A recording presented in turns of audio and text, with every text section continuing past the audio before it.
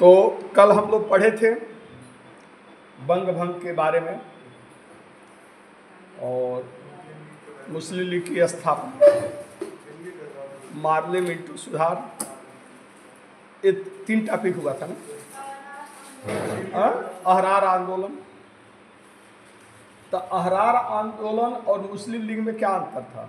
इन दोनों में अंतर ये था कि जो अहरार आंदोलन था वो लोग सरकार का विरोध कर रहे थे, स्वदेशी की तरफ जा रहे थे, और मुस्लिम लीग सरकार के समर्थन में। हाँ, वो जो थे उन लोगों के लिए राजनीति क्या था, धर्म क्या था, इस्तेमाल वाली चीज। जैसे आज के राजनीति में आप देख रहे हैं, चाहे जिस भी दल में हो, वह किसी का तारीफ और किसी की आलोचना क्यों करते हैं? ताकि उनका अपना वोट बैंक है। तो वो लोग भी मुस्लिम का नाम इसलिए नहीं लिए कि मुस्लिम के बड़े हितैषी थे, उन लोगों के लिए नाम इसलिए ले कि उनको लगा कि इसी नाम से हम आगे बढ़ सकते हैं, ठीक ना। यानी धर्म का प्रयोग उन लोगों ने अपने राजनीतिक फायदे के लिए किया। लेकिन अहरार आंदोलन के जो नेता थे वो राष्ट्रवादी विचारधारा से प्रेरित लोग थे। इनके लिए राष्ट्र प्रमुख था, धर्म था लेकिन राष्ट्र भी प्रमुख था। और यही मौलाना अब्दुल कलाम आज़ाद, आपका हकीम अजमल खान, हसरत मोहानी, ये जो सब अहरार आंदोलन के नेता थे, शौकत अली, मोहम्मद अली, ये सब आगे चल करके खिलाफत आंदोलन का सूत्रपात किए। सब असहयोग आंदोलन साथ में चला और उस आंदोलन में सबसे पहले गिरफ्तार होने वाले मोहम्मद अली थे। तो ये लोग राष्ट्रवादी विचारधारा से प्रेरित थे, लेकिन चूंकि सरकार का संरक्षण मुस्लिम लीग के साथ था, इसलिए मुस्लिम लीग का डेवलपमेंट तेज गति से हुआ। सर वो लोग और इसलिए नहीं हुआ कि वो मुसलमानों के लिए वो पार्टी ने वर्क किया, इसलिए कि सरकार का समर्थन था। ये 1908 में पृथक निर्वाचक मंडल की मांग कर रहे हैं और 1909 के मार्ले मिंटो सुधार में क्या हो जा रहा है, मिल जा रहा है। तो आपके अहरार आंदोलन और मुस्लिम लीग में ये मेन फर्क था, ठीक है ना। बाकी दोनों मुसलमानों के संगठन थे, ठीक है ना। सर जो मुसलमान अहरार में थे वो मुस्लिम लीग में भी थे? नहीं सर, ये भी तो हो सकता है कि हिंदू बाहुल है और उसमें ये सारे हिंदुवादी सोच के ज़्यादा लोग होंगे, तो इस वजह से वो अपने आप को सुरक्षित। नहीं, मोहम्मद अली मुस्लिम मौलाना थे, तो वो इस्लाम धर्म के क्या थे, विद्वान आदमी थे, ठीक ना। उनको इस्लाम से कोई विरोध थी नहीं था, वो पक्के इस्लामी थे। लेकिन वो लोग धर्म का प्रयोग अपने राजनीतिक फायदे के लिए नहीं किया, वह राजनीति का प्रयोग देश को डेवलपमेंट के लिए किया। बात समझे कि नहीं? जैसे आज भी कई तरह की पार्टियां होती हैं, सब अपने अपने फायदे के लिए, लेकिन कुछ पार्टी ऐसी होती है कि अगर उसको फायदा दिखाए तो देश का भी विरोध कर दे, और कुछ ऐसे होते हैं कि वो देश का विरोध नहीं करेंगे। बात समझे कि नहीं? फायदा तो दोनों देख रहे हैं। तो अहरार आंदोलन के जो लोग थे वो इस्लाम धर्म के विद्वान लोग थे, ठीक ना। इस्लामिक मान्यता के अनुरूप ही जीवन आचरण करते थे, लेकिन उनके लिए धर्म के साथ साथ देश भी प्रमुख था। वो ऐसा धर्म का इस्तेमाल नहीं करते थे जो देश विरोधी। बात समझे कि नहीं?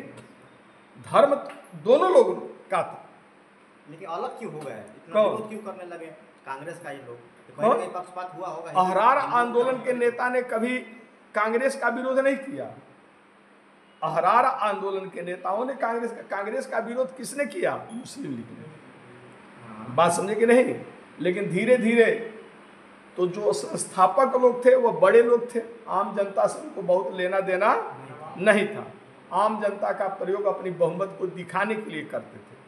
लेकिन धीरे धीरे मुस्लिम लीग में युवा नेता जैसे मोहम्मद अली जिन्ना साहब और तमाम युवा नेता शामिल हुए, और जो युवा नेता शामिल हुए वो लोग राष्ट्रवादी विचारधारा से प्रेरित थे। पुराने नेता जो थे, जिन लोगों ने स्थापना किया, उनका सोच सांप्रदायिक था। तो हाँ, तो जिन्ना ने कराया, लेकिन जिन्ना पक्के राष्ट्रवादी आदमी थे। राजनीतिक परिस्थिति बस तो सर ऐसा क्यों हुआ, देश का विभाजन कराया। जब उतना राष्ट्रवादी थे आखिर ऐसा क्या हो गया कि वो उतना विरोधी हो गए?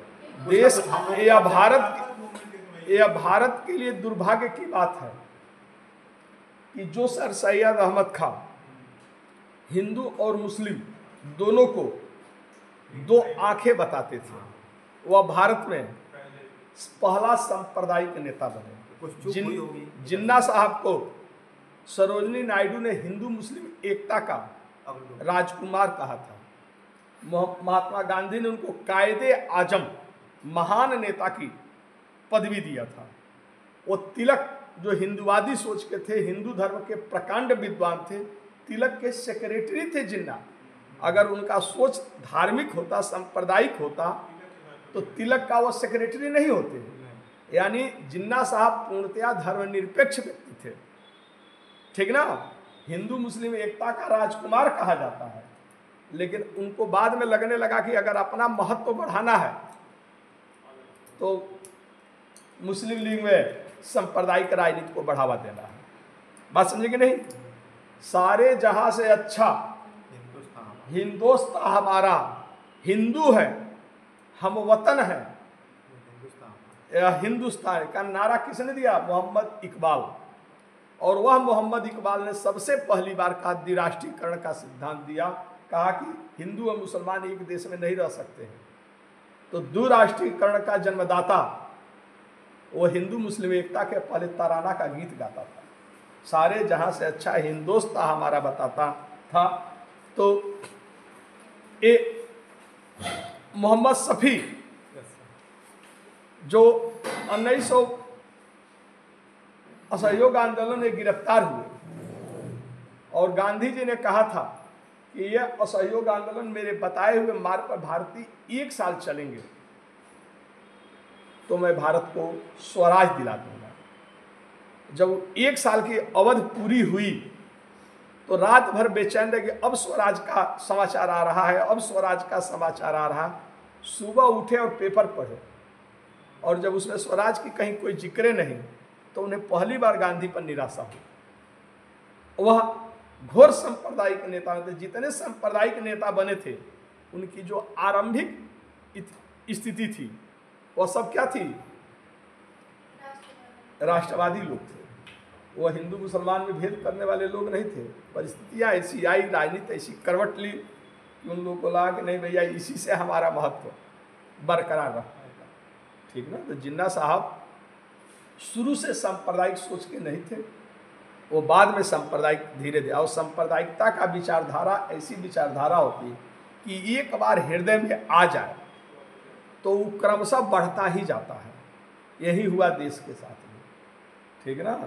तो इसलिए मन में कभी सांप्रदायिक भाव सोच पनपने नहीं देना चाहिए। एक बार पनप गया तो ये ऐसा विष है कि धीरे धीरे जहर शरीर के अंदर पहुंचाता जाता है और व्यक्ति धीरे धीरे कट्टर होता जाता है, ठीक है ना।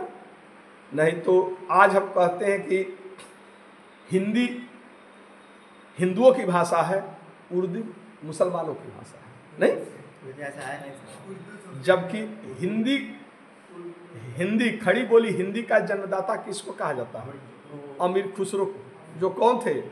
मुस्लिम थे। हिंदू नाम, हम हिंदू है वो मुसलमान है, हिंदू हमको किसने कहा? ईरानियों ने, मुस्लिम देश ने। मुस्लिम देशों ने हमारा नाम दिया हिंदू, हम हिंदू हैं। हम आज कहते हैं हम हिंदू हैं, लेकिन नाम किसने दिया? मुस्लिम ने। हमारा देश हिंदुस्तान है, ये नाम किसने दिया? मुस्लिम देश, ईरानियों ने दिया। सिंधु के नाम पर हिंदुस्तान किया। हिंदी का जन्मदाता मुस्लिम था, लेकिन आज क्या उसको, तो ये सांप्रदायिक सोच अंग्रेजों की देन है। अंग्रेजों ने धीरे धीरे ऐसा जहर घोला कि हिंदू अपना सबसे बड़ा दुश्मन अंग्रेजों को नहीं मुसलमानों को मानने लगा, मुस्लिम अपना सबसे बड़ा दुश्मन अंग्रेजों को नहीं हिंदुओं को मानने लगा। ये जातिवाद का जो जहर है ये किसकी देन है? ये सब अंग्रेजों की देन है। आज भारत क्या कहा जाता है? मनुवादी व्यवस्था। ब्राह्मणों ने सब कुछ गड़बड़ कर डाला है। जबकि हिंदू धर्म के 3 मूल ग्रंथ हैं। कौन कौन? वेद है। हिंदू धर्म किस पर टिका है? वेद पर, रामायण पर, महाभारत पर। हिंदू धर्म के सबसे लोकप्रिय ग्रंथ यही ना है जिस पर पूरा है सनातन धर्म टिका है। न वेद की रचना ब्राह्मण ने किया, न रामायण की रचना ब्राह्मण ने किया, न महाभारत की रचना ब्राह्मण ने किया। ये तीनों के लेखक कौन थे? शूद्र थे। नाम लिया जाता। अब उसी ब्राह्मण उन ग्रंथों को क्या मानता है? पवित्र ग्रंथ मानता है? अगर भारत में राज्य देखा जाए तो ब्राह्मणों का शासन बहुत कम रहा, बाकी दूसरे ही जाति के लोग देश पर राज किए। अत्याचार किसने कर दिया? ब्राह्मणों ने। नहीं, हिंदू धर्म ब्राह्मणों के अनुसार चलता है। हमारे लिए सबसे महत्वपूर्ण कौन? श्री राम। हिंदू के लिए सबसे हर काम में कोई शुभ फंक्शन होता है, हम लोग मानस का काम राम का याद करते हैं, मर गया राम का याद करते हैं, कोई मिलता है तो भी राम राम करते हैं। और राम कौन थे? ब्राह्मण थे। ब्राह्मण कौन हुआ? रावण हुआ, जिसको हर साल जलाया जाता है। अगर ब्राह्मणों का इतना ही रहता तो राम बनाता ब्राह्मण को और रावण बनाता है दूसरे को। बात समझे कि नहीं? हमारे यहाँ शादी फंक्शन होता है, सभी वर्ण के लोग, सभी जाति के लोग उसमें इकट्ठा होते हैं। ब्राह्मण अगर पूजा कराता है तो उसमें अन्य जितने काम रखे गए अलग अलग वर्ण के, ताकि सब लोग क्या हो? आपस में। हमारी सनातन संस्कृति इतनी तुच्छ संस्कृति नहीं थी कि जो जातीय वैमनस्य को लेकर चली है। जातीय व्यवस्था का अपना कुछ दुर्गुण हो सकता है, लेकिन उसकी कुछ अपने, हमारे यहाँ इंजीनियरिंग कॉलेज नहीं हुआ करते थे, लेकिन हर कार्य के लिए एक्सपर्ट लोग थे। आज के लिए क्या है? अब ब्राह्मण का लड़का बीटेक कर रहा है और क्या कर रहा है? मैकेनिकल सीख रहा है। पहले क्या था? ये सीखने की आवश्यकता नहीं थी। हर बड़ कपड़ा बनाने वाला है बुनकर, उसकी अपनी जाति थी। और वो बच्चा बचपन से क्या देख रहा है? पिताजी कैसे, वो आगे चलकर एक्सपर्ट इंजीनियर बनता था। ठीक ना? स्वर्णगिरी, सोनार का काम, आभूषण का काम करने वाला एक जाति थी। और वो बच्चा देख रहा है, उसको कहीं जा करके किसी इंजीनियरिंग कॉलेज में बीटेक में एडमिशन लेना है, वह बचपन से वही काम देख रहा है, लिहाजा वो बड़ा हुआ तो उसका एक्सपर्ट इंजीनियर बना।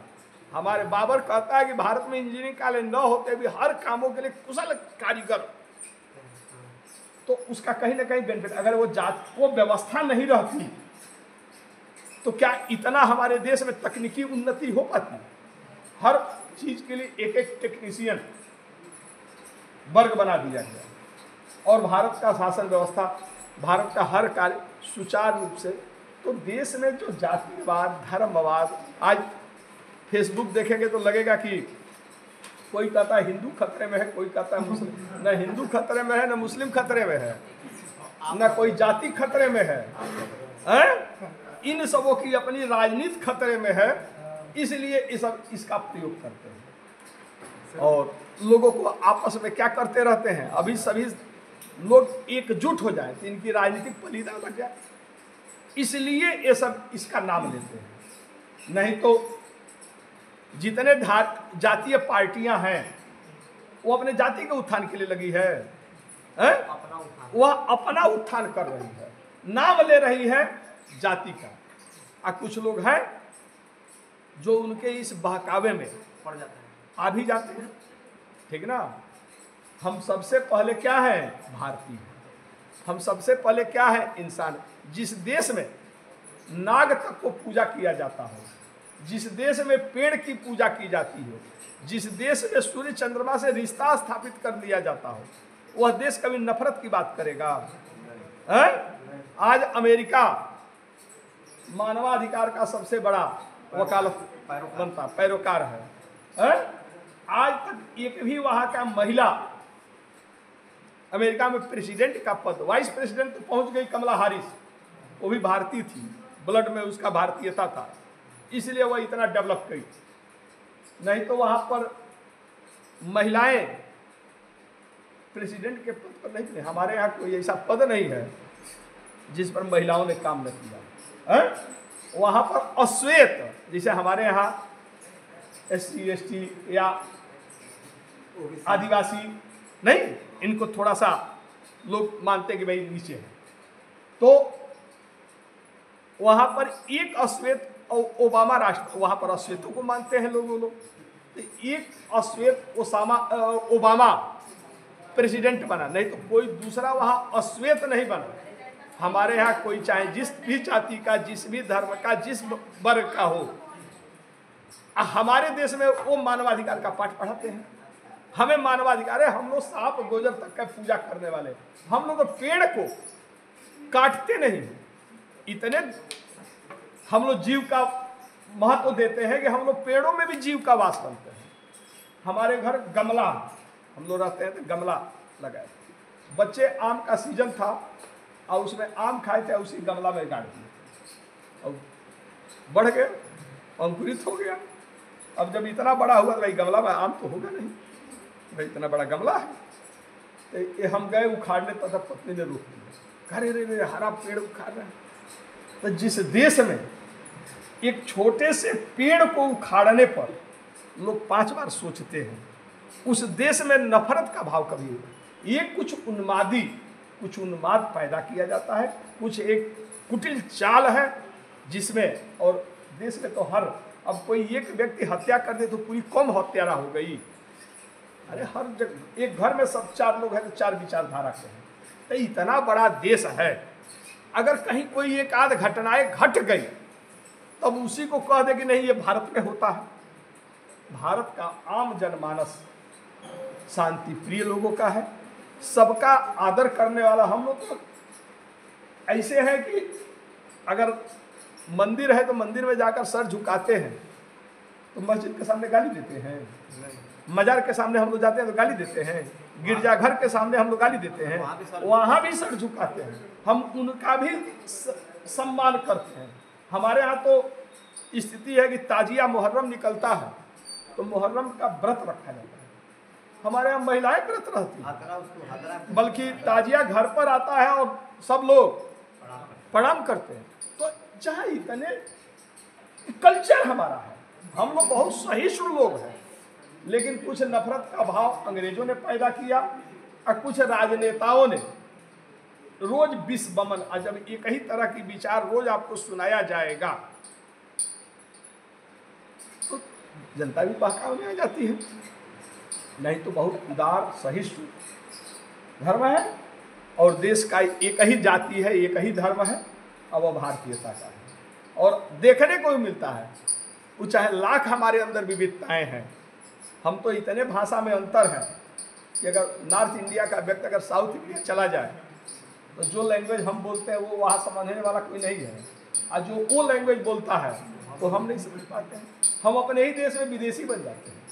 खान पान, रहन सहन, वेशभूषा सब भिन्न भिन्न है। अगर एक यूरोप का व्यक्ति भारत का भ्रमण करे तो कहेगा कि भारत एक देश नहीं है, कई सारे देशों का समूह है। क्योंकि जर्मनी में चले जाए तो एक तरह का जलवायु, एक धर्म, एक लैंग्वेज, उनमें फ्रांस में चले जाए तो एक कल्चर। हमारे यहाँ 10-20 किलोमीटर के अंतराल पर लैंग्वेज में कोस कोस में पानी बदले 4 कोस में बाड़ी। भोजपुरी गोपालगंज का व्यक्ति भी बोलता है, भोजपुरी देवरिया का व्यक्ति भी बोलता है, भोजपुरी मऊ का व्यक्ति बोलता है, लेकिन क्या तीनों की भोजपुरी सेम है? ठीक ना? तो हमारी यही तो सबसे बड़ी ताकत है। अगर एक बागीचा हो आइए कहीं फूल लगा दीजिए, एक बागान हो, फूल वाटिका हो आइए कहीं फूल लगा दीजिए तो वाटिका खूबसूरत दिखाई देगा। लेकिन अगर उसी में भिन्न भिन्न प्रकार का फूल लगाइए तो उस वाटिका की खूबसूरती क्या हो जाती है? तो हमारी यही मजबूती है। हम नाना विचारधारा के, नाना धर्म, नाना जाति, नाना संप्रदाय, नाना वेशभूषा, नाना भाषा, लेकिन सब में एक ही ब्लड प्रवाहित होता है और वह भारतीयता का है। जब भी देश पर, अब हमारे यहाँ का पायलट अगर बंदी बनाया पाकिस्तान ने, पता चला कि पाकिस्तानी विमान का पीछा करते हुए गया और पाकिस्तान में लैंड हो गया और उसको बंदी बना लिया, तो हम लोग पूछे कि वो कौन धर्म का मानने वाला है, हम लोग पूछे उसके कौन माता पिता थे, क्या उसकी जाति थी कि समर्थन करें। हम लोगों ने बस इतने सुना, हमारा पायलट पाकिस्तान के पूरा देश ने एक साथ हुंकार भरा, अब बहुत हो गया, अटैक करो, या तो पायलट रिहा और नहीं तो पाकिस्तान को बर्बाद करो। सरकार पर इतना प्रेशर पड़ा कि पूरी युद्ध की सिचुएशन आ गई अमेरिका ने कहा, अरे बातचीत वो सब नहीं करने, अटैक करने जा रहे, जल्दी से रिहा करने की घोषणा करो। और तुरंत टीवी पर वहाँ का पीएम को आना पड़ा कि पायलट हमारे यहाँ है, हम रिहा करेंगे, नहीं तो युद्ध की सिचुएशन। ये क्या है, हमारे यहाँ एक जगह कहीं दैवीय आपदा आता है, चारों तरफ से इतना सहयोग आज के डेट में पहुंचा कि सरकार को रोकना पड़ता है। हाँ बहुत हो गया, अब मत भेजिए, पहुंचा ही नहीं पा रहे हैं। आपदा एक दिन आता है, राहत 3 साल बढ़ता है, तभी खत्म नहीं हो रहा। हमारे यहाँ जब जब मुसीबत आता है हम भारतीय क्या हो जाते हैं, और यही हमारी ताकत है। कुछ बीच में कुछ फेसबुकिया यूनिवर्सिटी नहीं, कुछ राजनेता, ये आपस में, चूंकि इनकी अपनी राजनीतिक रोटी सेकना है, इनके लिए वो जाति और धर्म का कोई मायने नहीं है। ये अपने फायदे के लिए धर्म का नाम लेते हैं, ये अपने फायदे के लिए जाति का नाम लेते हैं। ये सब शुद्ध अपने हितैषी हैं सब, ठीक ना। तो नहीं तो जिसको हम हिंदू प्रतीक मानते हैं, मैंने उदाहरण देकर के बताया, वो सब मुसलमानों ने किया है। हमारे यहाँ हिंदू मुस्लिम की एक साझा संस्कृति कल्चर है। आज हमारे यहाँ मुहर्रम का मेला लगता है, जितना मुस्लिम इकट्ठा नहीं होते उससे ज़्यादा हिंदू उस मेले में शामिल होते हैं। आप लोग के यहाँ भी ऐसा होता होगा। दुर्गा का पूजा होता है, जो लठम भल्लम को भाजा जाता है, हिंदू कहाँ भाजना जाता है। पूजा हो रही दुर्गा जी का, आप वो सब कर्तव्य जो दिखा रहा है मुस्लिम, अद्भुत सामंजस्य। एक उच्च वर्ग का हिंदू मुस्लिम और एक उच्च तबके का हिंदू, दोनों का कल्चर एक होगा। एक गरीब हिंदू, एक गरीब मुस्लिम, दोनों का कल्चर एक होगा। एक गरीब हिंदू, एक उच्च हिंदू का कल्चर एक नहीं होगा। एक गरीब मुस्लिम, एक उच्च मुस्लिम का कल्चर एक नहीं होगा। दोनों के घर में देखिए अलग अलग तरह की व्यवस्था है। तो सबसे बड़ी चीज है कि अगर लड़ाई लड़ना है तो आर्थिक असमानता को लेकर, देश को डेवलपमेंट की लड़ाई लड़िए, बेरोजगारी को दूर करने के। लेकिन आज क्या हो गई है, अभी बिहार में टिकट कट रहा है, रोज गिनाया जाता है, इतने परसेंट हिंदू, इतने परसेंट यादव, इतने परसेंट मुस्लिम, इतने परसेंट ब्राह्मण, इतने परसेंट। अखबार ऐसे जाति प्रथा खत्म करेंगे नहीं, गिन रहे हैं रोज परसेंट है, हमको नहीं मालूम था, लेकिन उस दिमाग में अब इसी में कुछ लोग कामयाबी करते हैं। बात समझ नहीं। तो सबसे बड़ा धर्म क्या है, यह देश मजबूत है, आप मजबूत हैं, देश कमजोर है, आप कमजोर हैं। तो सबसे बड़ा आपका धर्म है राष्ट्र धर्म। सबसे बड़ी सेवा है मानवता की सेवा। बात समझे कि नहीं। इससे बड़ी ये जाति, पंथ, मजहब, ये देश को आगे कभी नहीं ले जा सकता है, ये पीछे ही लेकर जाएगा। चलिए, तो हम लोग दिल्ली दरबार, अब तो क्लास चलने भर की उपस्थित हो गई, 3 3 6 2 8 10 2 12 14, अभी 20 नहीं हुई। चलिए, सब व्रत छठ के लिए वो हाँ महापर्व है और सही भी है। यही तो हमारे देश की खूबसूरती है, त्योहारों का देश है। हम लोग साल भर कुछ न कुछ त्यौहार मनाते हैं, इंजॉय करते रहते हैं, नहीं। तो दिल्ली दरबार हम हालांकि 1911 का दिल्ली दरबार की बात कर रहे हैं, लेकिन दिल्ली दरबार कितने बार हुआ? 3 बार हुआ। दिल्ली दरबार 3 बार हुआ। पहला कब हुआ था?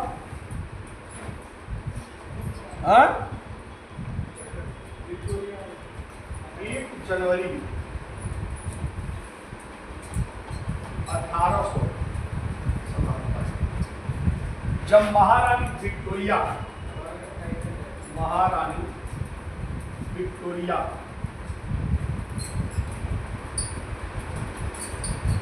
वो क्या घोषित किया गया था? भारत की कैसर हिंद या राज उपाधि अधिनियम ब्रिटिश पार्लियामेंट ने पारित किया और महारानी को भारत की साम्राज्ञी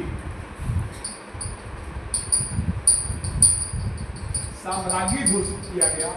तो उसी के घोषणा को भारत में सुनाने के लिए लॉर्ड लिटन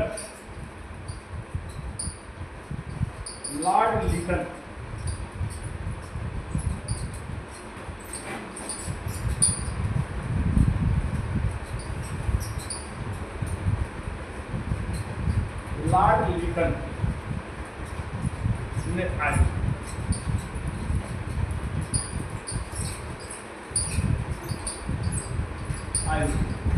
लिख लीजिए, लॉर्ड लिटन ने आयोजित किया। इसी तरह हालांकि 3 दिल्ली दरबार हुआ था, लेकिन इसमें सम्राट केवल एक ही बार आया था, जो हम लोग 11 में। लेकिन सबसे भव्य दिल्ली दरबार का आयोजन कौन था? दूसरा।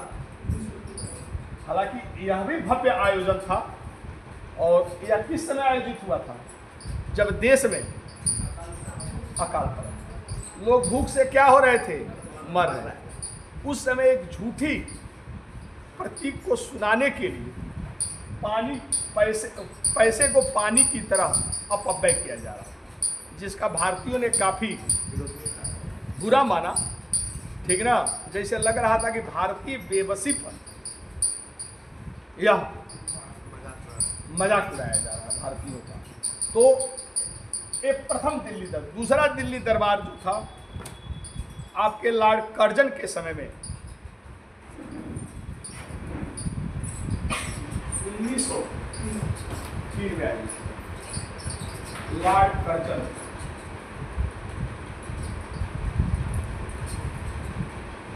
क्यों हुआ कि ब्रिटेन में एडवर्ड सप्तम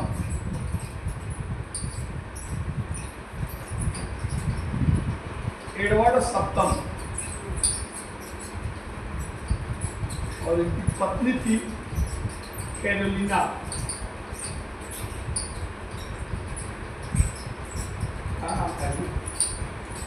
एडविना। हाँ? एडविना। क्या? एडविना। एडविना, हाँ, एडविना।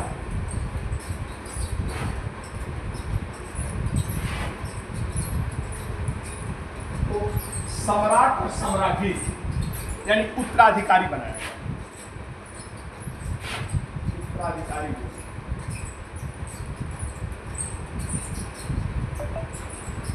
तो इसके लिए लॉर्ड कर्जन ने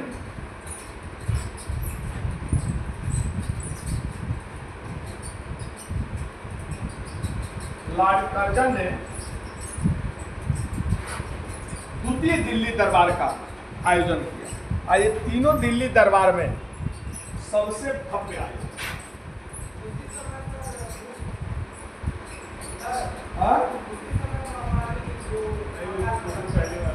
आकाश इसमें पड़ा 1876 से 78 के बीच। हाँ, क्या बोल रहे थे? हाँ हाँ, वो पहले दिल्ली दरबार का है। इस पर डिस्कशन हो चुका है, हम लोग का साथ हुआ है ना? हाँ,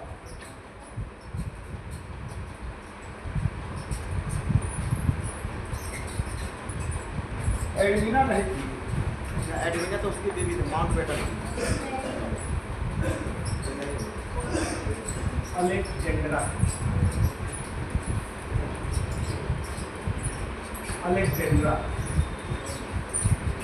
एडविना बोल दिया। अलेक्जेंड्रा उनकी पत्नी थी।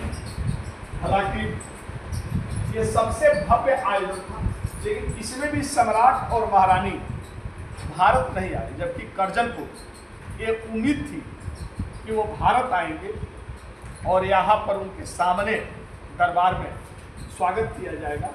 लेकिन उन्होंने समय भी दिया था कि हम भारत आएंगे, लेकिन वो भारत आए नहीं, बल्कि अपने भाई को ड्यूक ऑफ कनाट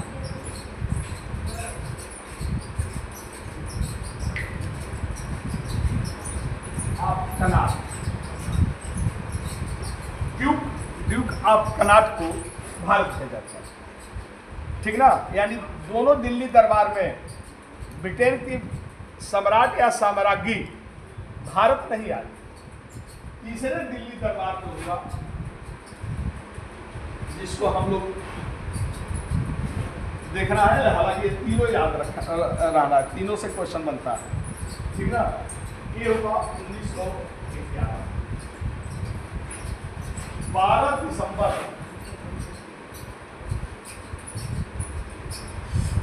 12 दिसंबर को 1911 को तृतीय दिल्ली दरबार का क्या हुआ आयोजन।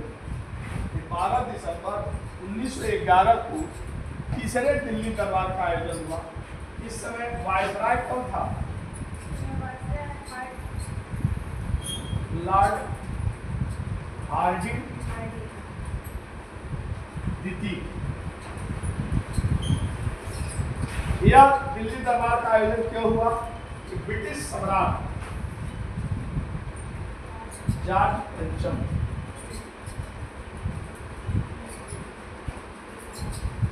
और महारानी मेरी, उसकी पत्नी थी, मेरी का भारत आ, ब्रिटिश सम्राट उन्हीं के सम्मान में द्वितीय दिल्ली दरबार का आयोजन किया गया। ठीक है, तो मेरी का भारत आगमन यानी एकमात्र दिल्ली दरबार था जिसमें ब्रिटिश सम्राट का भारत में पदार्पण हुआ। अब चूंकि सम्राट आया था, लिहाजा कुछ लोगों का मानना है कि 12 दिसंबर को यह भव्य आयोजन हुआ और 11 दिसंबर को रविंद्रनाथ टैगोर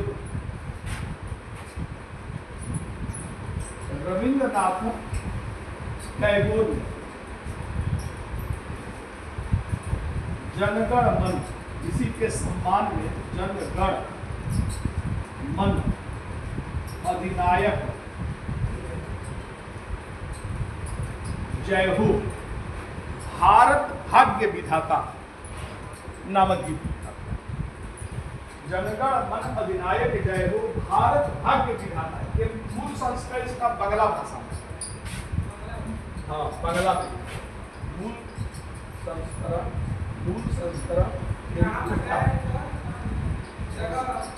बंगला मूल संस्करण बंगला भाषा में लिखा गया, बाद में हिंदी में इसका रूपांतरण हुआ।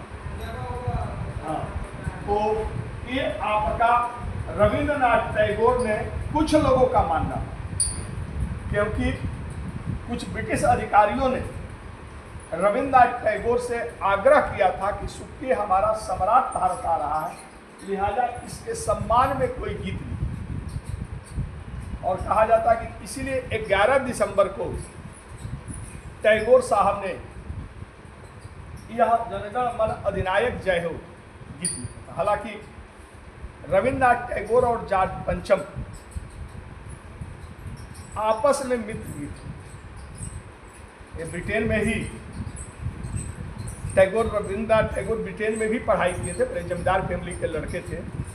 तो ये गीत लिखा और 24 जनवरी 1950 को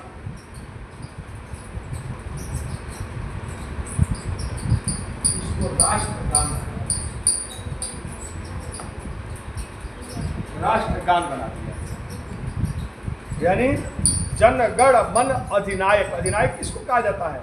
सम्राट को। जनगण मन अधिनायक जय हो, हे सम्राट जॉर्ज पंचम आपकी क्या हो? जय हो। आप भारत के क्या है? भाग्य के विधाता है, इसलिए आपकी क्या हो?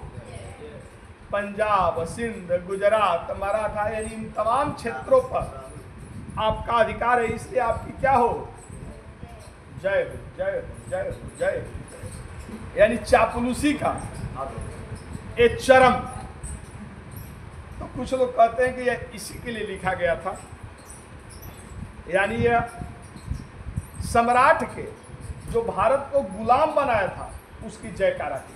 हालांकि अगर इसके लिए भी लिखा गया तो इसके लिए टैगोर साहब को आप दोषी नहीं मान सकते, क्योंकि हमारे देश की कल्चर है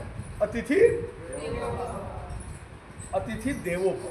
हमारा दुश्मन भी अगर दरवाजे पर आ जाता है तो हम उठकर उसका स्वागत करते हैं, चाय पानी पीते हैं। नहीं तो हमारे देश में अगर सम्राट जॉर्ज पंचम आ रहा है तो उसको रिस्पेक्ट देना, उसको सम्मान देना, ये हमारा अपना कल्चर है। तो अगर वो आया था तो उसके सम्मान के लिए अगर यह गीत लिखा गया तो बहुत गलत है। और हमारी मजबूरी भी थी। सम्राट था वह, ब्रिटेन का नहीं भारत का भी सम्राट था। और कहा जाता है कि जिसके पांव तले गर्दन दबी हो उस पांव को सहलाना ही अच्छा रहता है, नहीं कहा जाता कि नहीं गांव में। तो सम्राट तक खुश हो जाएगा तो कुछ दे भी जाएगा, नहीं तो इसलिए भी उसको रिस्पेक्ट देना, उसकी जयकारा करना हमारी क्या थी, नहीं तो जय हो किया गया। लेकिन ये देश का दुर्भाग्य है कि इसी को राष्ट्रगान बना। इसीलिए कल्याण सिंह जब राजस्थान के राज्यपाल थे, मर गए कल्याण सिंह, उन्होंने उस समय राज्यपाल होते हुए मन से कहा था कि जनगण मन अधिनायक जो है वो अधिनायक शब्द हटा दो। ये हम सम्राट जॉर्ज पंचम का रिस्पेक्ट नहीं दे सके। आज भी जब 15 अगस्त 26 जनवरी को हम गाते हैं या स्कूलों में तो पर डे होता है, तो कहीं ना कहीं मन में आता है कि जो देश हमें गुलाम बनाया आज भी हम उसी की जयकारा कर रहे हैं, नहीं आज भी हम किसकी जयकारा कर रहे हैं, जो ब्रिटेन का। तो देश आज़ाद हुआ, स्वतंत्र हुआ, अब हमारा अंग्रेजों की चाटुकारिता करने की कोई जरूरत नहीं थी। कोई अन्य गीत भी बनाया जा सकता था राष्ट्रगान, लेकिन चूंकि यह हमारे देश का राष्ट्रीय स्वाभिमान का आज प्रतीक है इसलिए इसका आदर है।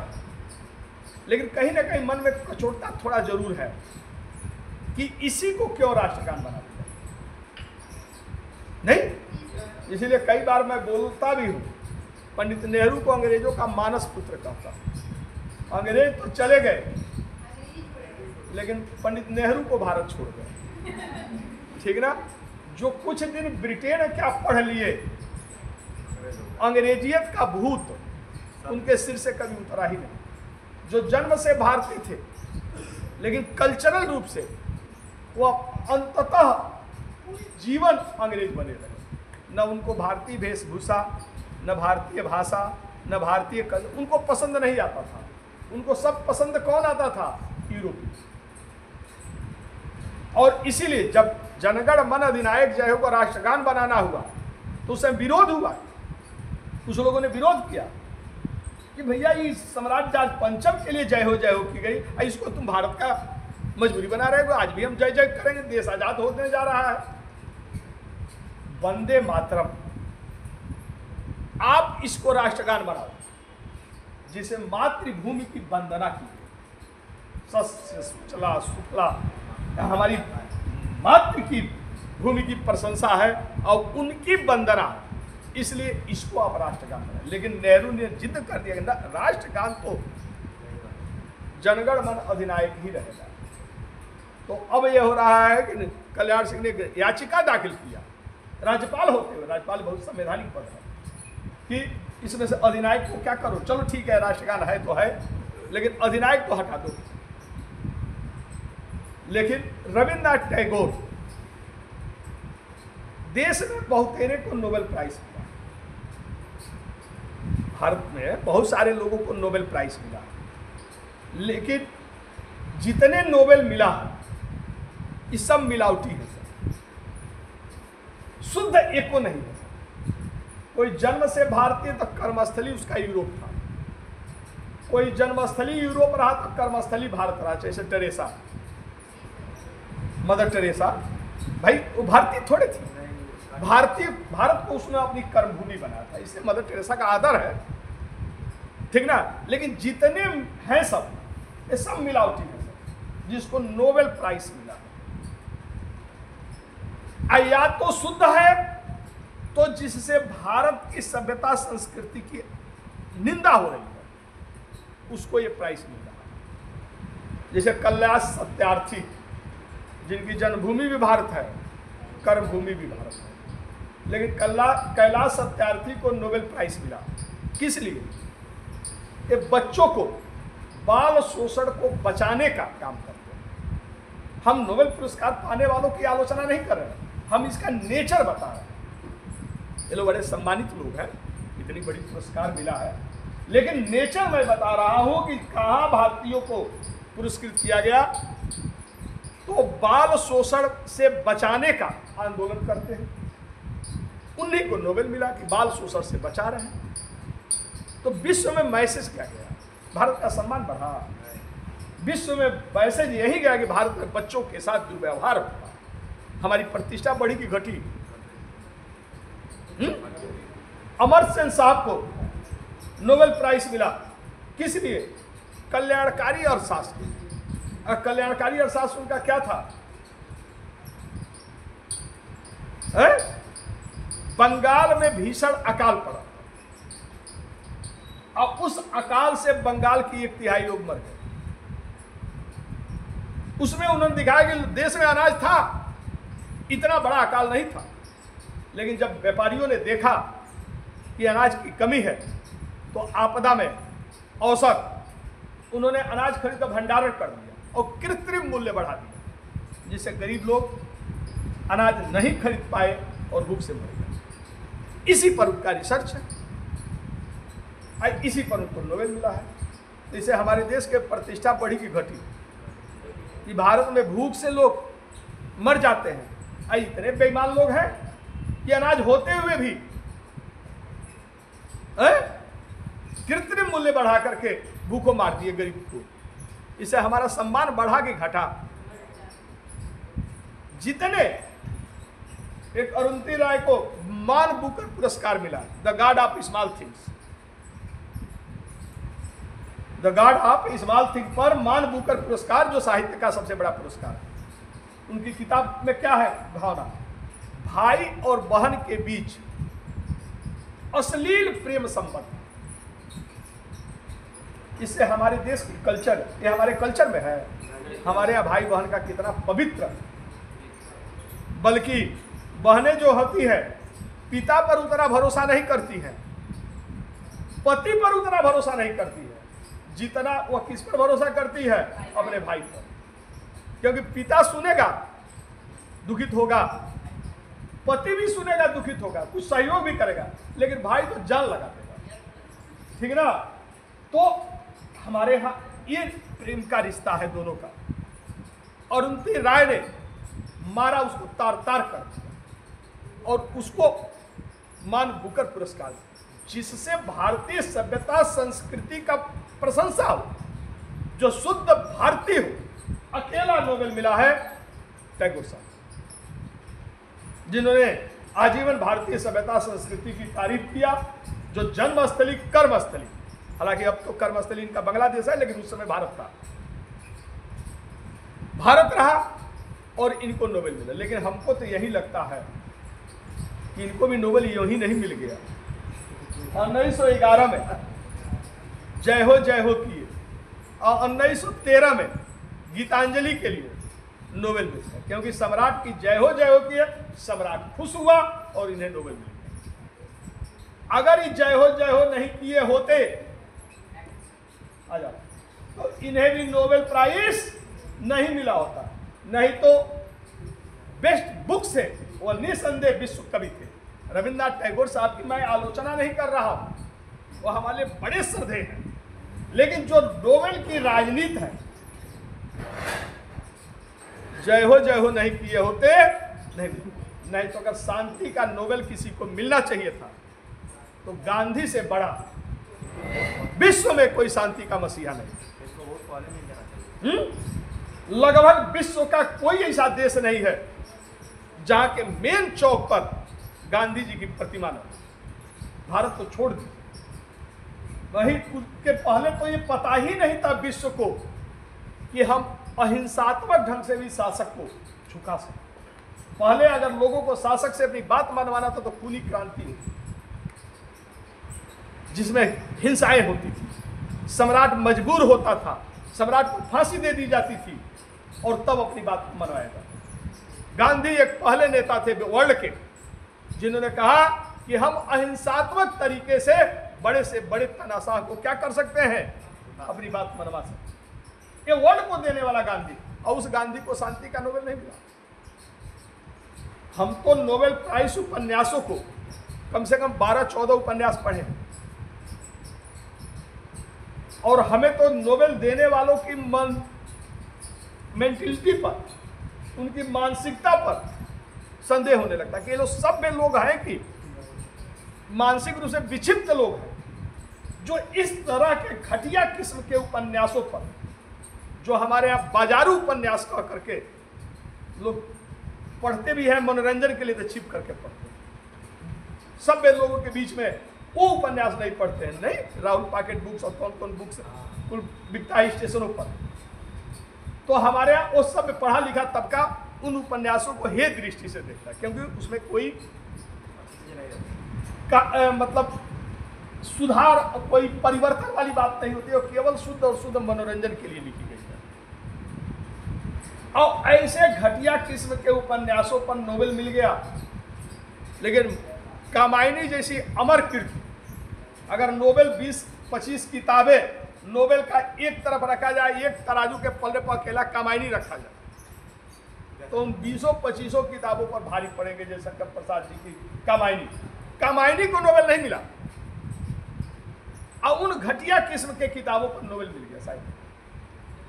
तो यहां भी नोबेल का, अगर किसी को भारतीय को प्रतिष्ठित वर्ण पुरस्कार मिलता है तो समझिए कि देश का नंबर 1 गद्दार है, इसीलिए इसको यह पुरस्कार मिला।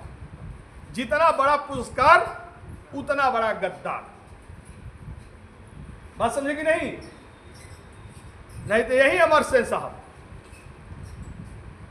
मनमोहन सिंह और नीतीश बाबू की सरकार थी, नालंदा विश्वविद्यालय की स्थापना हुई, बड़ी गाजे बाजे के साथ हुआ कि पुरानी नालंदा के गौरव को हमें वापस लेना है। और उसका कुलपति किसको बनाया गया? इसी अमर सेन को बनाया गया, जिसका 1.5 लाख सैलरी थी और जो महीने में 3 दिन भारत में रहता था। और उसका भी ऑफिस कहाँ था? दिल्ली में। यूनिवर्सिटी कहाँ थी? नालंदा में। ऑफिस कहाँ रखा था? दिल्ली में। सबसे बड़ा आश्चर्य हुआ कि बिना किसी को पता चले अपनी ही एक रिसर्च स्कॉलर को डिप्टी कुलपति बना दिया। उसका भी सैलरी जाने लगा। तब उस टीम में एपीजे साहब भी थे, जो नालंदा विश्वविद्यालय की जो कार्यकारिणी मेंबर था, उसमें एपीजे अब्दुल कलाम साहब, जिनके देशभक्ति पर कभी कोई हिंदू कहता है कि नहीं वो मुस्लिम थे, कोई बौद्धिस्ट कहता है, कोई बुद्धिज्म कहता है कि वो मुस्लिम थे। वो सब एक ही कहते हैं कि एपीजे साहब भारत के अमर सपूत थे। वो भी उस टीम में थे। उन्होंने देखा कि सैलरी कहाँ से जा रहा है, तब पता चला कि ये इसको डिप्टी कुलपति बनाए हैं। कब बना पते नहीं। तब उन्होंने कहा ऐसी कमेटी में हमें नहीं रहना, और एपीजे साहब ने उससे इस्तीफा दिया। और इतना पैसा खर्चा हुआ, और आज वो एक डिग्री कॉलेज से बड़ा यूनिवर्सिटी नहीं बन पाया। आज कहीं सुनाई देता है कि नालंदा विश्वविद्यालय बहुत बड़ा विश्वविद्यालय है, सब पैसा खा गया। यह अमर सेन, ठीक ना। तो ये रविन्द्रनाथ टैगोर साहब, हालांकि बाद में रविन्द्रनाथ टैगोर साहब से पूछा गया कि भाई आप जाट पंचम को जय हो कराए हैं, तो उन्होंने कहा नहीं, मैं जाट पंचम के लिए गीत नहीं लिखा था। उन्होंने स्पष्टीकरण दिया था कि मैं भारत के भाग्य विधाता, जो पूरे भारतीयों का भाग्य विधाता यानी ईश्वर, मैं उसकी जय हो किया। लेकिन बड़ी वो जो घटना 11 दिसंबर को लिखा जा रहा है, 12 दिसंबर को आ रहा है, तत्काल रात्रि के अवसर पर यह गीत लिखा। हालांकि इसने ये गाया नहीं, यही बड़ा क्वेश्चन था जी, इसने ये गाया नहीं गया था। लिख लीजिए, रविन्द्रनाथ टैगोर ने जॉर्ज पंचम के सम्मान में यह गीत लिखा था। लिख लिया है? अच्छा, लिखा। इसका मूल अच्छा लिख लिया है ये सब, ठीक ना। लिखा, किंतु इस अवसर पर यह गीत गाया नहीं गया। इस अवसर पर यह गीत गाया नहीं गया, बल्कि पहली बार यह गीत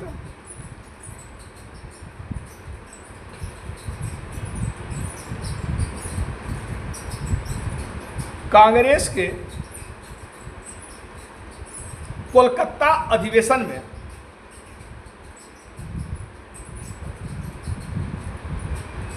सत्ताईस दिसंबर 1911 को गाया गया।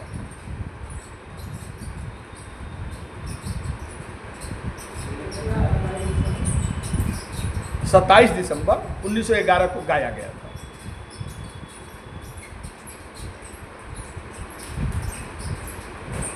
अच्छा, वंदे मातरम को पहली बार कहाँ गाया गया था? वो भी कोलकाता अधिवेशन में। ना हो तो लिख लिया वंदे मातरम को, क्योंकि फैक्ट्स पूछ सकता है। पढ़ाए थे, लिखाए थे कि नहीं? नहीं लिखाए, कोई टॉपिक नहीं आया हो। लिख लिए वंदे मातरम को 1896 में कोलकाता के वार्षिक अधिवेशन में पहली बार गीत गाया गया था। पहली बार गीत गाया गया था। इसकी रचना बंकिम चंद्र चटर्जी ने किया था।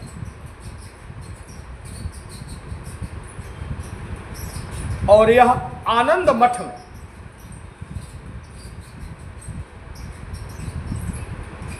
आनंद मठ उनका उपन्यास है, कहीं पढ़िएगा, बंगाल के अकाल पर, आंखों से आंसू आ जाएगा। उस उपन्यास को मोबाइल से भी आप पढ़ सकते हैं। आप PDF उसका डाउनलोड कर लेंगे तो पढ़ सकते हैं। बहुत पतली उपन्यास है, लेकिन आंखों से आंसू आ जाएगा। उसी आनंद मठ में ये लिखी गई है। उनकी चर्चित उपन्यास आनंद मठ में लिखा गया ने लिखा था, और यह उनके चर्चित उपन्यास आनंद मठ में लिखा गया। तो जिक्र हुआ कि दिल्ली दरबार हुआ, जय हो किया गया, सम्राट खुश हुआ और 2 घोषणा हुआ। लेकिन सम्राट के तरफ से हार्डिंग द्वितीय ने 2 घोषणाएं किया। हार्डिंग द्वितीय ने 2 घोषणा किया। कौन कौन? पहला, करजन के बंग भंग को क्या कर दिया? रद्द।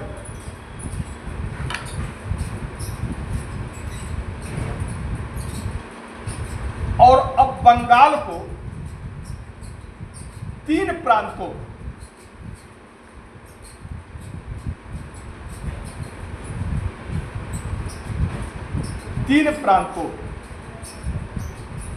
सिलहट को छोड़कर, सिलहट बंगाल में, सिलहट को छोड़कर बंगाल, बंगालियों के लिए बंगाल, हिंदी भाषियों के लिए बिहार,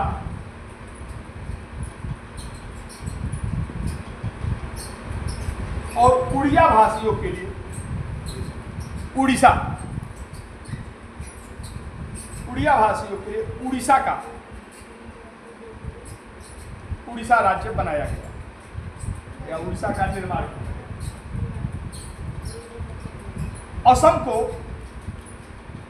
असम जिसमें सिलहट को शामिल कर दिया गया, असम जिसमें सिलहट को शामिल किया गया, फिर से आज भी क्लास होगा क्या जी, फिर से पुरानी अवस्था में स्थापित कर दिया। पुरानी अवस्था में 1874 में असम को अलग किया गया था, तो 1874 वाली अवस्था में कर दिया गया, पुरानी अवस्था में बना दिया। हाँ, और असम में सिलहट जुड़ गया था। नहीं, पहले बंगाल में था और बंगाल से उसको असम में मिला दिया। क्लियर? दूसरा, भारत की राजधानी, दूसरा भारत की राजधानी कोलकाता से दिल्ली बना दी गई। हालांकि कोलकाता से जो दिल्ली बनाई गई थी वह यूं ही नहीं बनाई गई, भारत के लोग की डिमांड कि क्योंकि दिल्ली बहुत दिनों तक भारत की राजधानी रही, तो दिल्ली का अपना ही आन बान शान था। तो भारत के लोग चाहते थे कि राजधानी कहाँ रहे, दिल्ली। यानी इस घोषणा से भारतीय लोगों की इच्छा क्या हुई, पूरा। लेकिन केवल दिल्ली राजधानी बनाने का एकमात्र कारण ये नहीं था कि भारत के लोग चाहते थे इसलिए भारत की राजधानी दिल्ली बनाई गई, बल्कि उस समय भारत में बम पिस्तौल की राजनीति काफी सक्रिय हो गई। धड़ाधड़ अंग्रेज अधिकारियों की हत्याएं हो रही और सबसे अधिक क्रांतिकारी कहाँ थे, बंगाल में, कोलकाता में। यानी कोलकाता एक ऐसे जगह पर था और राजधानी होने के कारण वायसराय सहित सभी बड़े उच्च अधिकारी वही रहते थे।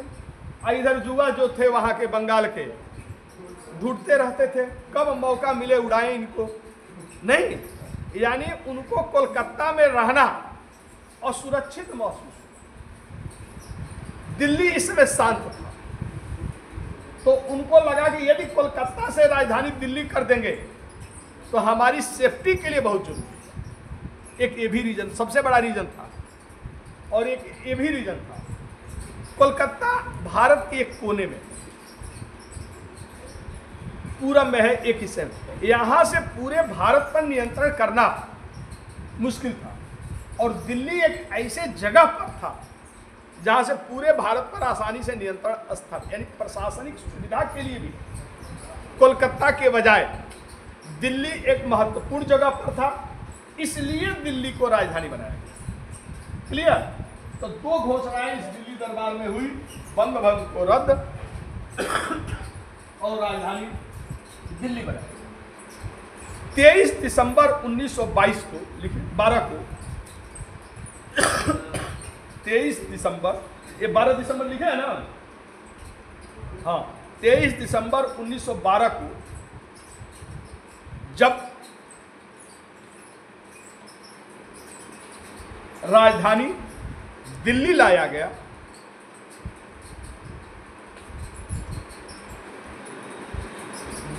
गया, तो वायसराय हार्डिंग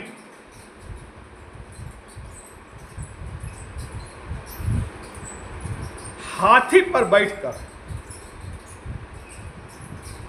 वायसराय हार्डिंग हाथी पर बैठकर भव्य जुलूस के साथ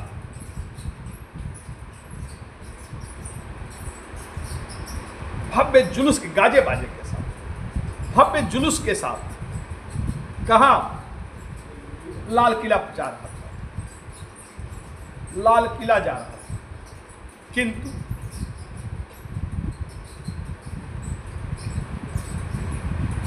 रास बिहारी, कल जिक्र किए थे, किंतु रास बिहारी बोस के नेतृत्व में क्रांतिकारियों ने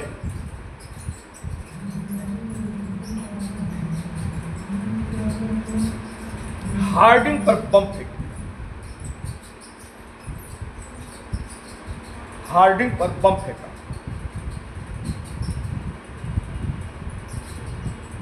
हार्डिंग घायल हुआ किंतु बच गया, घायल हुआ किंतु बच गया। किंतु उसका चमर डुलाने वाला, चमर और छत्र धारण करने वाला मारा गया। भारतीय चमर डुलाने वाला और छत्र धारण करने वाला, चमर नहीं होता है कभी, हाँ, राजा महाराजा जब बैठते थे तो सिंहासन पर तो दोनों तरफ से चमर डुलाया जाता, हवा देने। चमर डुलाने वाला और छत्र धारण करने वाला मारा गया।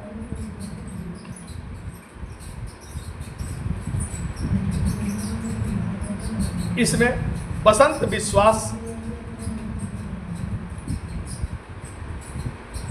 बसंत विश्वास मिटा देता है। बसंत विश्वास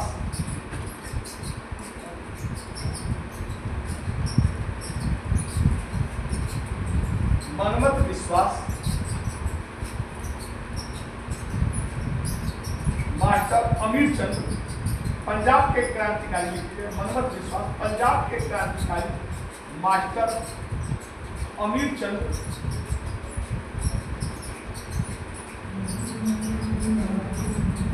मास्टर अमीर चंद्र को दिल्ली षड्यंत्र केस में इसी के में तमाम लोग गिरफ्तार किए गए थे। दिल्ली षड्यंत्र केस का नाम से मुकदमा चला था। दिल्ली षड्यंत्र केस में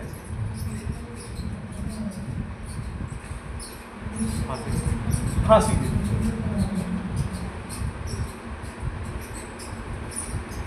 ये नहीं पकड़ा है। फांसी दे दी गई। रास बिहारी बोस साहब जो थे ये भी बंगाली थे। तो अंग्रेजों ने बड़े खुश थे कि कलकत्ता में रोज धमाका होता है, अब दिल्ली गए हैं, अब वहाँ सुकून से रहेंगे। लेकिन बंगालियों ने कहा कि चाहे राजधानी दिल्ली रखो, चाहे राजधानी कोलकाता रहो, जब तक देश छोड़कर भागोगे नहीं, अभी धमाका रुकने वाला नहीं। और रास बिहारी बोस साहब उस समय उत्तराखंड में फॉरेस्ट विभाग में कलर की नौकरी करते थे। ये फॉरेस्ट विभाग में कलर की नौकरी करते थे। बोस बोस घोष नहीं यार, उन नरमपंथियों का नाम ले रहा, कांग्रेस से खत्म कर दिया वो, ठीक ना। उसी के नाम पर कांग्रेस में भी विभाजन हो गया। तो ये बोस थे, रास बिहारी बोस। अरे सुभाष चंद्र बोस, यही रास बिहारी बोस ने सुभाष चंद्र बोस को INA की कमान दिया था। तो रास बिहारी INA का आजाद हिंद फौज का गठन किसने किया? यही बोस ने। और उसकी कमान दिया था कि अब भाई अब मेरा उम्र खत्म हो गया, मैं दौड़ाता था लेकिन अब वो ताकत नहीं रही, अब इसको तुम आगे ले चलो, ठीक ना। यानी एक बंगाली ने दूसरे बंगाली को अपनी जिम्मेदारी सौंप दिया और तब राजनीति से अलग हुए। तो रास बिहारी बोस साहब क्रांतिकारी थे, सचिन नाथ सन्याल उन्याल के साथी थे, लेकिन इस समय ये फॉरेस्ट विभाग कलर का नौकरी करते थे। और कहा कि जो हाजिरी वाला रजिस्टर था, जब ये बड़ी मनमत विश्वास और बसंत विश्वास क्या थे? एक इनका नौकर था मनमत विश्वास, और बसंत विश्वास क्या थे? ये इनका खाना बनाते थे, रसोइया थे। मतलब इस बंदे के साथ एक खाना बनाने वाला कितना पढ़ा लिखा होगा, नौकर कितना पढ़ा लिखा या कितना बड़े फैमिली का रहा होगा, लेकिन वो जो साथ रहते थे उनको इतना जोश भर दिया, किसको मारने पहुंच गया? वायसराय को, जिसकी सुरक्षा के लिए पूरी भारत की फोर्स लगी थी। बसंत विश्वास की विशेषता थी, इनको दाढ़ी मोछ नहीं था, उम्र तो हो गई थी 27-28 वर्ष की, लेकिन दाढ़ी पर बड़े गोरे थे। मतलब अगर ये औरतों का ड्रेस पहन लेते थे तो ये पुरुष लगते ही नहीं थे। इनके इस क्वालिटी का फायदा रास बिहारी साहब ने उठाया। बसंत विश्वास को क्या किया कि साड़ी उड़ी पहना दिया। इनके साथ तमाम संगे साथी पहुंच गए सब। इधर वायसराय हार्डिंग जो था वह भव्य जुलूस पूरे दिल्ली को सजवाया। चांदनी चौक से लाल किला तक कालीन बिछा था। देश के राजा महाराजा को बुलाया गया था। भव्य जुलूस हुआ। खुद हाथी पर बैठा था। एक नौकर चमर डुला रहे थे, एक नौकर छतरी धारण किया था, गाजा बाजा के साथ। एवं दिखाना चाहता था क्योंकि मुगलों के बाद से अंग्रेजों ने भारत पर सत्ता स्थापित किया और मुगल शासक भव्य जुलूस निकालने के लिए प्रसिद्ध थे। तो दिखाना चाहता था कि हम लोग मुगलों के सच्चे वारिस हैं, हम लोग भी जुलूस उलूस में उनसे कम नहीं है। देखो कितना भव्य जुलूस निकाले। सड़क के दोनों किनारों पर महिलाओं को खड़ा किया गया जो मंगल गान कर रही थी और फूल और अक्षत थे। रास बिहारी साहब भी चले गए मंगल गान के, ठीक है ना, उन्हीं महिलाओं में मिल गए। आप सड़क के दोनों किनारों पर जो जा रहा था जुलूस, उसी पर एक मकान था जिसमें ढेर सारी महिलाएं आई थी और वहीं पर खड़ी थी। ये भी अपना एक बैग लेकर के पहुंच गए और जैसे ही हेडिंग सामने आया, महिलाओं से कहा अरे वो देखो क्या है। अब महिलाएं बजाय रास बिहारी बसंत विश्वास का ध्यान दे उधर देखने की क्या बात घटना घटी, कुछ हुआ होगा, हल्की फुल्की कुछ गिरा उरा होगा, और सबका ध्यान ऊपर से आकर्षित उधर केंद्रित की और बैग से निकाली 2 फूल और टपका दी। बेचारे के पास लगा लेकिन वो गिर गया नीचे, बेहोश हो गया, कई छर्रा उर्रा लग गया था, लाद पाथ कर, यानी बड़ी अशुभ मुहूर्त में राजधानी परिवर्तन हुआ।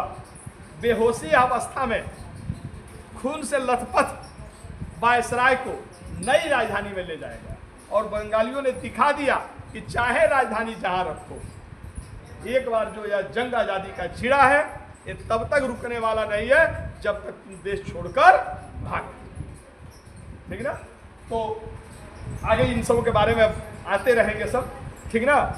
तो ये हुआ दिल्ली दरबार, कोई दिक्कत। अब हेडिंग डाल दीजिए लखनऊ समझौता। लखनऊ समझौता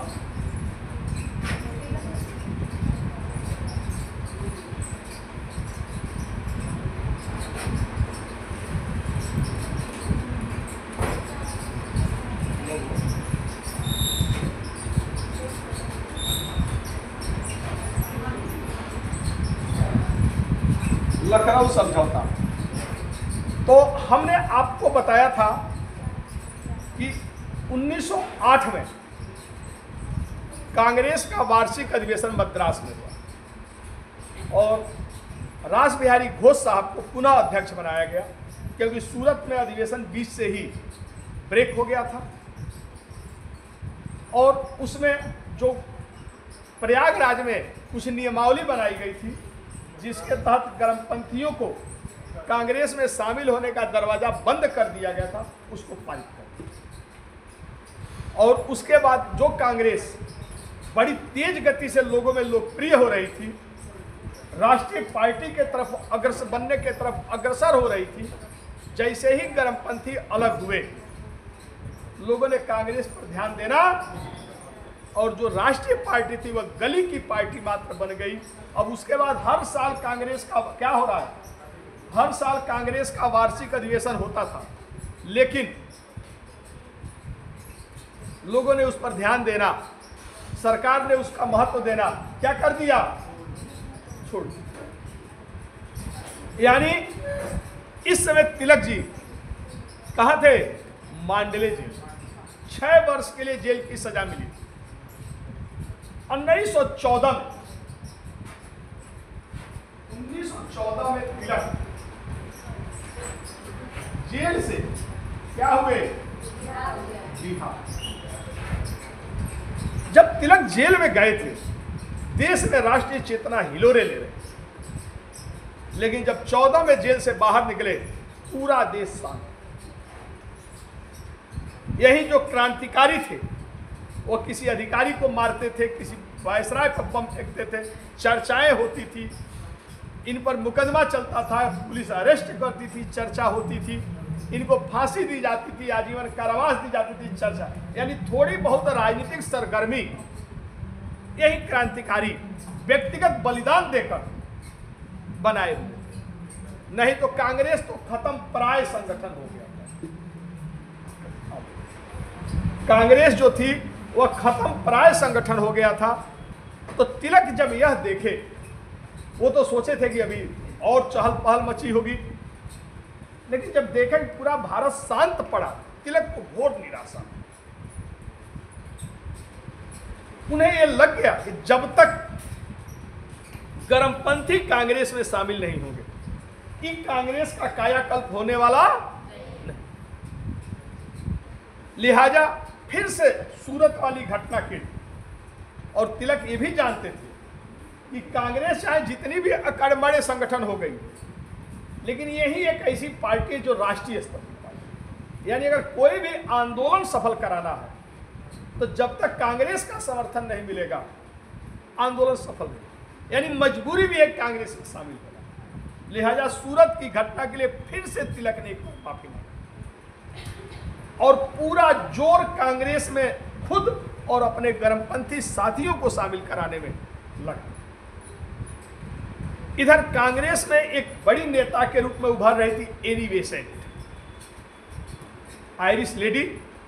पढ़ाऊंगा इनके बारे में, पूरी जीवनी इनकी बताऊंगा जब आपको होम रूल लीग आंदोलन पढ़ाऊंगा। तो एनी बेसेंट जो थी एक प्रभावशाली नेता के रूप में उभर रही, लेकिन एक कांग्रेस में शामिल थी, कांग्रेस की थी, लेकिन इनको भी पता था कि जब तक गर्मपंथियों को शामिल नहीं किया जाएगा कि कांग्रेस का कायाकल्प होने वाला नहीं। और परिणाम ये दोनों ने अपनी पूरी राजनीतिक एनर्जी नरम पंथ और गर्म पंथ को एक करने में लगा। लेकिन कांग्रेस में दो बड़े लीडर थे, एक था मेहता जिसको जूता लगा था, कल बताया हूं, और दूसरे थे उसी के राजनीतिक उत्तराधिकारी, लिखाया हूं, गोखले के राजनीतिक गुरु मेहता थे। अब गुरु को जूता लगा था तो शिष्य कैसे खुश रहेगा, है? लिहाजा गोखले, ये दोनों बड़े लीडर थे। जब तक ये दो जीवित थे तब तक गर्मपंथियों को कांग्रेस में शामिल कर पाना संभव नहीं। लेकिन संयोग था कि 1915 तक आते आते गोखले और मेहता, गोपाल कृष्ण गोखले और मेहता दोनों की मृत्यु, फिरोज सिंह मेहता दोनों मरे।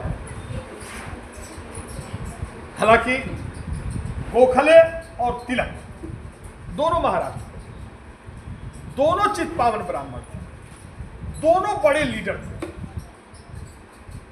लेकिन एक अति गर्मपंथी था तो तिलक गर्मपंथी थे। विचारधारा दोनों की, लेकिन इसका मतलब ये नहीं, दोनों ने एक दूसरे का राजनीतिक विरोध किया, लेकिन इसका मतलब ये नहीं हुआ कि इन दोनों के बीच में कोई मनभेद, विचारों में मतभेद था। दोनों एक दूसरे का दिल से रिस्पेक्ट करते। तिलक जानते थे गोखले चाहे जो भी हो वो एक सच्चे भारतीय, लेकिन थोड़ी सरकार से ज्यादा डरते हैं, इसलिए कोई कड़ा कदम उठाने से हिचकते हैं। लेकिन गोखले की निष्ठा पर तिलक को कोई संदेह नहीं, और गोखले साहब भी जानते थे कि तिलक एक सच्चे देशभक्त है, लेकिन थोड़ा सा जुआ है, थोड़ा ज्यादा उग्र विचारधारा के है, ये जल्दीबाज आदमी, ये जो नीतियां अपना रहे हैं सरकार के खिलाफ दो दो हाथ करने की एक कला।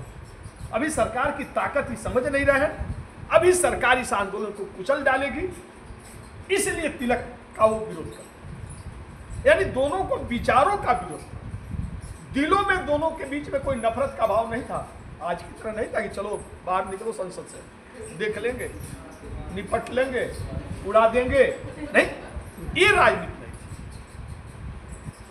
तिलक गोखले की मृत्यु हुई, लिख लीजिए, क्या लिखे हैं, हाँ लिखिए, 1914 में, लिखते भी रहे तो ताकि आगे बढ़ता रहे। 1914 में तिलक 6 वर्षों के, तिलक 6 वर्षों के मांडले जेल की सजा काटकर, मांडले जेल से सजा काटकर बाहर,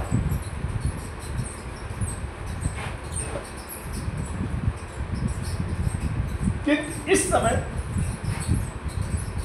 समय कांग्रेस पूरी तरह से अकड़मड़े पार्टी, अकड़मड़े पार्टी, अकड़मड़े समझ रहे हैं ना, अकड़मड़े पार्टी बोल गए। पूरा देश शांत पड़ा।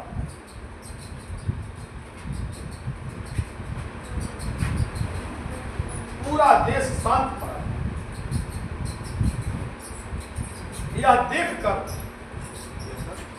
देखकर तिलक को घोर निराशा, यह देखकर तिलक को घोर निराशा। उन्होंने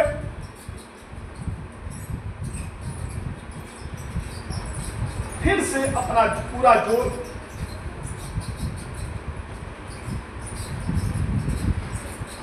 कांग्रेस में शामिल होने के लिए लगा। फिर से अपना पूरा जोर कांग्रेस में शामिल होने के लिए लगा।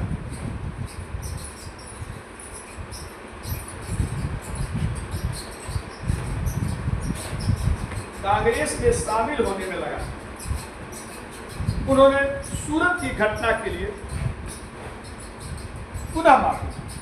कैसा दिल का व्यक्ति था ये, दोस्त सबका था, लेकिन कहा गया अकेला मैं जिम्मेदार, माफी दे दो, शामिल कर लो, क्योंकि उसके लिए अपना व्यक्तिगत स्वाभिमान कुछ नहीं, देश स्वाभिमान बना रहे, इसलिए इसके लिए तिलक के मन में अपना व्यक्तिगत कोई दोषी और कोई था, लेकिन पूरी घटना का दोष तिलक ने क्या किया, अपने ऊपर लिया और कहा कि माफी करो और मुझे शामिल करो। इन्होंने यहाँ तक कहा कि मेरे और आपके बीच में कोई अंतर नहीं है, बस ये लोग नाम दे दिए। अरे जो आप कह रहे हो वही तो मैं भी करता, यानी अपने विचारधारा से भी हल्की फुल्की दिखने के लिए तिलक क्या हो गए तैयार। क्या लिखे, माफी मांगी, ठीक ना। लिखिए इसी समय एनी बेसेंट आयरिश लेडी थी, एनी बेसेंट कांग्रेस के, इनके बारे में लिखा होगा इसलिए चिंता मत करिए, बस इतने जानिए। क्या लिखे, एनी बेसेंट इस समय कांग्रेस के अंदर एक बड़ी नेता के रूप में उभर रहे। कांग्रेस के अंदर एक बड़ी नेता के रूप में, लीडर के रूप में उभर रहे।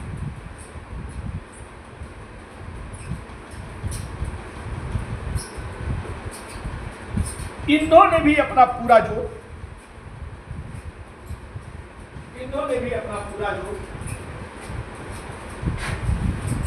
फिर से गर्मपंथियों को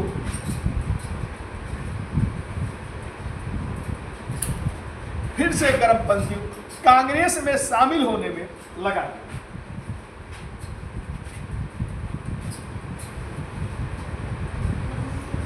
अपना पूरा गर्मपंथियों को फिर से कांग्रेस में शामिल होने में लगा। कांग्रेस में शामिल होने में लगा, किंतु जब तक गोखले और मेहता समझ जाएंगे ना, गोखले समझ जाएंगे ना, जब तक गोखले और मेहता जैसे नरमपंथी नेता जीवित थे, हालांकि नोट्स मैं दे दिया हूं, इसमें कुछ होगा, नरमपंथी नेता जीवित थे, ऐसा हो पाना संभव है।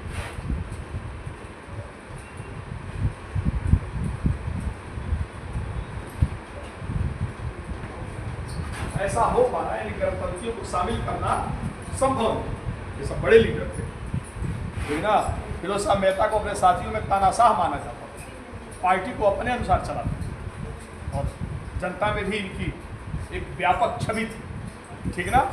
तो ये सब कांग्रेस के संस्थापक लीडर थे, लोगों का बड़ा सम्मान था, लिहाजा जब तक ये लोग थे ऐसा हो नहीं सकता।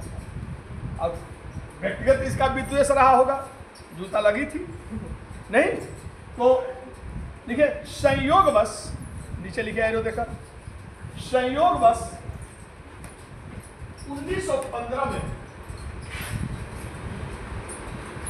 दोनों की मृत्यु, इन दोनों की मृत्यु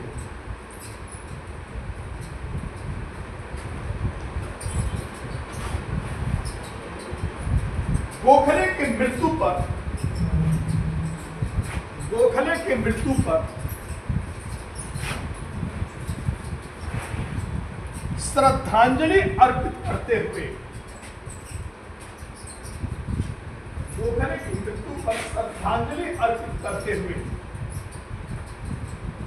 तिलक ने कहा था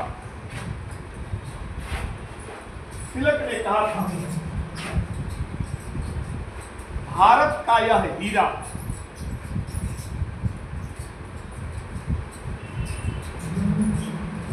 महाराष्ट्र का रत्न,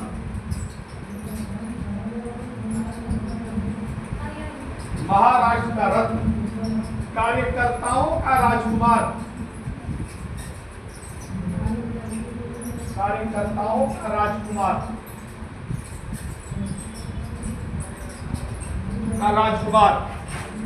आज शाश्वत निद्रा में निमग्न भारत का हीरा, महाराष्ट्र का रत्न, कार्यकर्ताओं का राजकुमार आज शाश्वत निद्रा में निमग्न है।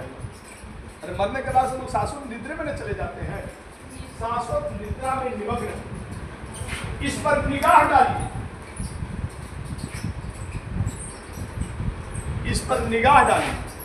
और इसका अनुकरण करने का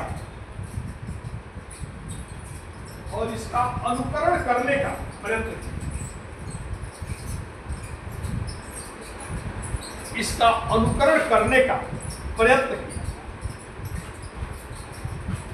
तो कहा जाता है भारत का हीरा किसको कहा जाता है और इसको किसने कहा था? ये जो शब्द आपको दिखाई दे रहा है, क्या आपको लगता है कि किसी विरोधी व्यक्ति का शब्द हो सकता है? तो गोखले साहब का पर्याप्त इज्जत, ठीक ना? तो ये दोनों की डेथ हो गई। अब कांग्रेस में कोई ऐसा लीडर नहीं बचा था जो तिलक जैसे दिग्गज का मुकाबला करता, ठीक ना? नीचे लिखे परिणाम 1916 में कांग्रेस का लखनऊ में अधिवेशन, जिसकी अध्यक्षता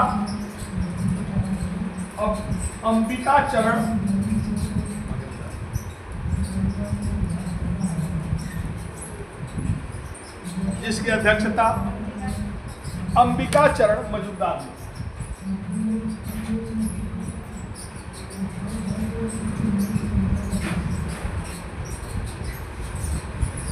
इसमें गर्मपंथियों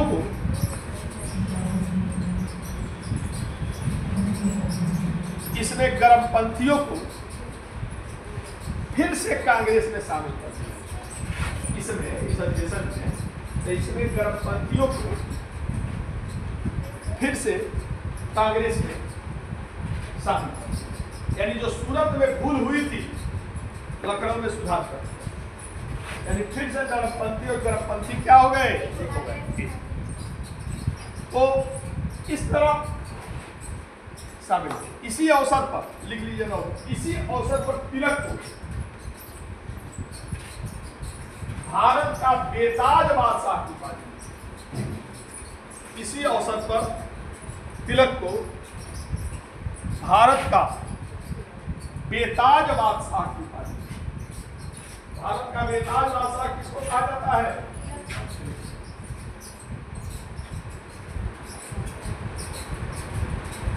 तो लखनऊ में रमा देवी बाई पार्क, हाँ बादशाह कहा। किसने कहा? ये आम लोगों ने कहा था, ठीक ना? तो रमा देवी पार्क है और वहीं पर बसपा का ने बहुत बड़ा उसको भव्य रूप दिया। दलित नेता थी, ठीक ना? रमा देवी स्वतंत्रता आंदोलन के समय की थी। महिलाओं के कल्याण के लिए उन्होंने बहुत कुछ किया था। बीएसपी का ये आदर्श थी।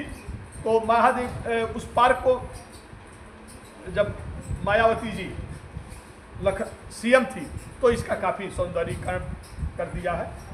तो एक बड़ा सभा स्थल है और वहाँ पर बहुत पहले से समारोह होता था, कोई बड़ा अधिवेशन होता था तो वहीं होता था। और लखनऊ से चारबाग रेलवे स्टेशन से करीब 4 किलोमीटर की 3.5-4 किलोमीटर की दूरी पर। तो तिलक को कहाँ से आना था इस अधिवेशन में शामिल होने के लिए? महाराष्ट्र। और तिलक इस समय होम रूल लीग आंदोलन चला चुके थे स्वशासन की मांग को लोकप्रिय बनाने के लिए। लिहाजा उन्होंने क्या किया कि महाराष्ट्र तिलक जहां भी जाते थे अपने कार्यकर्ताओं को हुजूम लेकर चलते, ऐसे दबंग नहीं थे। तो उन्होंने क्या किया कि एक पूरा ट्रेन बुक कर और नाम दे दिया होम रूल स्पेशल ट्रेन। पूरा ट्रेन का टिकट कटा लिया और अपने युवा साथियों को लेकर के बंबई से चल दिए पूरे से। इधर तिलक इतने लोकप्रिय थे कि लखनऊ चारबाग रेलवे स्टेशन से सभा स्थल पर लोगों की भीड़ तिलक का एक दर्शन करने के लिए। तिलक को सभा स्टेशन से चारबाग रेलवे स्टेशन से सभा स्थल तक ले जाने के लिए बग्घी की व्यवस्था। बग्घी समझ रहे हैं, जिसको 2 घोड़े के, एक घोड़ा इक्का कहलाता, 2 घोड़े बग्घी कहलाता। राजा महाराजा बग्घी पर बैठे। तो तिलक को ले जाने के लिए बग्घी की कांग्रेस ने व्यवस्था किया था। भाई इतना बड़ा नेता, वो भी इतने दिनों के वियोग के बाद आज मिलन हो रहा है, नहीं फिर से शामिल हो रहा है। उसने उस पूरे कांग्रेस अधिवेशन का सबसे चर्चित, सबसे लोकप्रिय चेहरा कोई था तो तिलक थे। तो बग्घी की व्यवस्था की गई थी। लेकिन एक तो वैसे ही पहले से लोग ठसाठस, यहाँ तक कि जो सड़क के किनारे चारदीवारी थी, पेड़ था, मकान थे, सब पर लोग टूट पड़े थे कि तिलक की एक दर्शन हो जाए। यहाँ तक कि जो बिजली के खंभे थे, लोग खंभे पर भी कुछ लोग चढ़ गए थे। हालांकि इस तरह आधुनिक तरह के बिजली खंभे नहीं थे, करंट का बड़ा भय रहता था। जब ये प्रशासन को न्यूज मिला तो प्रशासन ने लखनऊ का बिजली काटी कि कोई करंट से न मर जाए। ये पागलपन था लोगों में तिलक की एक छवि देखने की। अब जैसे तिलक उतरे, मार पूरा गगनभेदी नारे से गूंज उठा लखनऊ, तिलक महाराज की जय। जब तिलक एक तो अपने लेकर आए थे कई हजार लोग को, और दूसरे वहां की भीड़, अब ठसम ठस कर दिया। बग्घी घोड़ा कहां से चलेगा, ठीक ना? तो तिलक ने कहा घोड़े को खोल। लोगों ने आग्रह किया साहब ये आप ही के लिए है, कहे हम बैठ जा रहे हैं। तिलक बग्घी पर जाकर बैठ कर देखे कि लोगों की भीड़ तो बैठने थोड़े आए, खड़ा हो। और तिलक जो थे शारीरिक डील डोला का फोटो देखे होंगे, तो मजबूत कद काठी के थे, लंबी चौड़ी पर्सनालिटी थी। और तिलक मंच बग्घी पर खड़ा होकर हाथ जोड़ दिया। और लोगों ने धीरे धीरे पीछे से ठेलना शुरू कर दिया भीड़, और धीरे धीरे बग्घी आगे जाना शुरू हो गया। बिना घोड़े का बग्घी आगे बढ़ रहे, लोग जयकारा लगा रहे थे, तिलक महाराज की जय। लोग एक झलक देखने के लिए दीवाने हो रहे थे। किसी ने देखा बाप रे ये तिलक किस अगवानी है, इनका तो ऐसा जुलूस लग रहा है जैसे कोई सम्राट की, यानी ये भारत के बिना ताज के बादशाह। और इसी समय इनको मिला भारत का बेताज बादशाह की उपाधि। थोड़ा दिखाना भी था तिलक को कि देखो तुम लोग की पहले क्या हालत थी, हमारे एंट्री मारते ही देखो कांग्रेस कैसे कायाकल्प होने जा रही है। इसलिए थोड़ा सा ऐसे भी भीड़ और लेकर चलते थे, थोड़ा और गैदरिंग मचाने के लिए पूरा एक आध बोगी लेकर चलते थे, पूरा ट्रेन में लेकर चलते थे, ठीक है ना? तो भारत का तो एक घटना इस लखनऊ अधिवेशन की हुई कि नरपंथी और गौरपंथी जो सूरत में अलग हो गए थे, फिर से क्या हो गए। लेकिन लखनऊ अधिवेशन इसी के लिए नहीं याद किया था, इसमें कांग्रेस और मुस्लिम लीग के बीच, कांग्रेस और मुस्लिम लीग के बीच भी समझौता। लिख लीजिए, इसी में नीचे लिखिए। मुस्लिम लीग के अंदर क्या है वो देखा, मुस्लिम लीग के अंदर धीरे धीरे युवा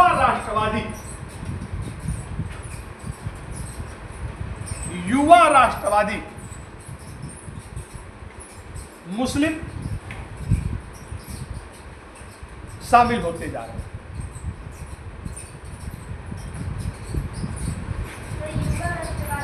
मुस्लिम शामिल होते जा रहे हैं। जैसे मुस्लिम लीग का बहुत बड़ा सदस्यता बढ़ने लगी, तो अब जो सदस्य शामिल हो रहे थे वो राष्ट्रवादी सोच वाले मुसलमान, जिसके कारण मुस्लिम लीग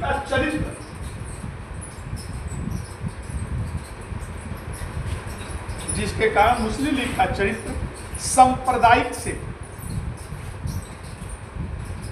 क्या हो रही थी, राष्ट्रवादी, सांप्रदायिक से राष्ट्रवादी की तरफ, यानी अब उस पर राष्ट्रीय विचारधारा हावी होने लगा।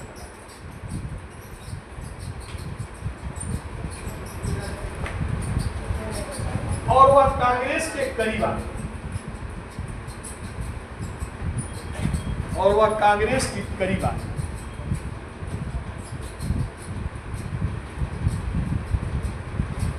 1915 में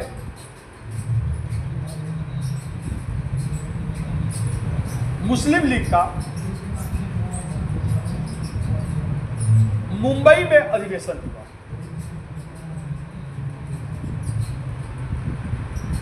मुंबई में मुस्लिम लीग का अधिवेशन हुआ, जिसमें निर्णय लिया गया कि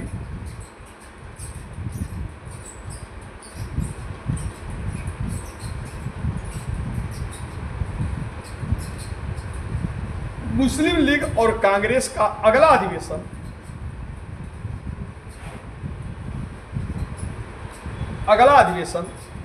एक ही समय में एक स्थान पर होगा।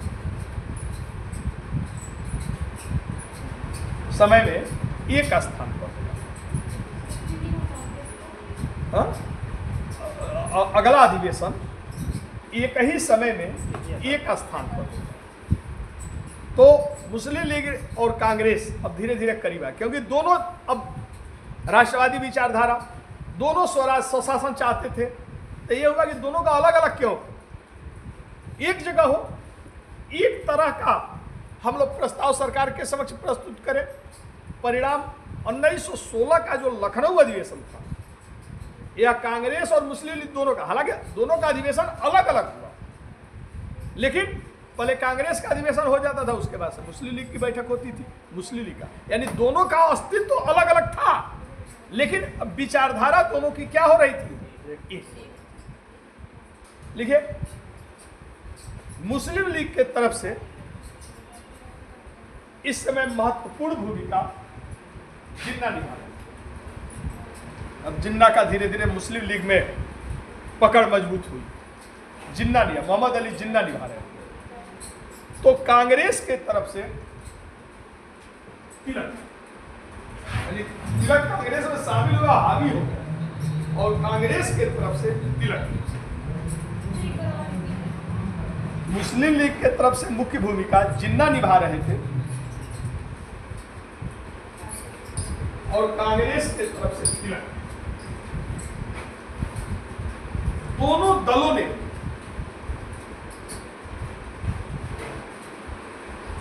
आपस में समझौता करना,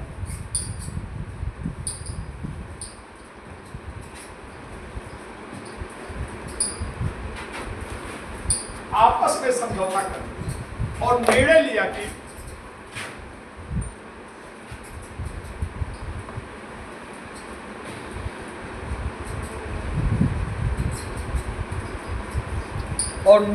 कि दोनों दल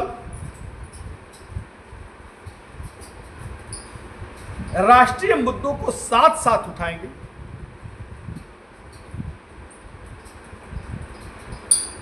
और साथ साथ सरकार को ज्ञापन देंगे।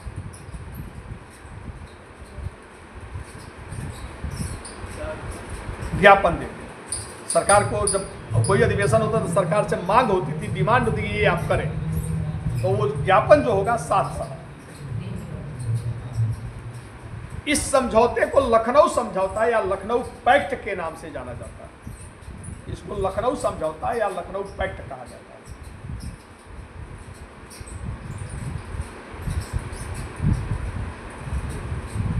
लखनऊ समझौता या लखनऊ पैक्ट के नाम से जाना जाता है।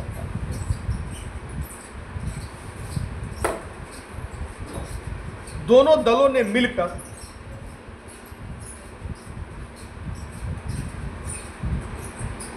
उन्नीस सूत्रीय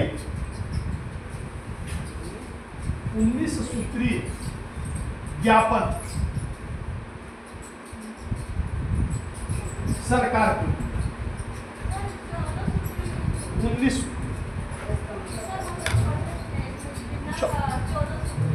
हम जिला की मांग पत्र की बात थोड़े कर रहे हैं, हम तो कांग्रेस और मुस्लिम लीग ये दोनों का ज्ञापन की बात कर रहे हैं।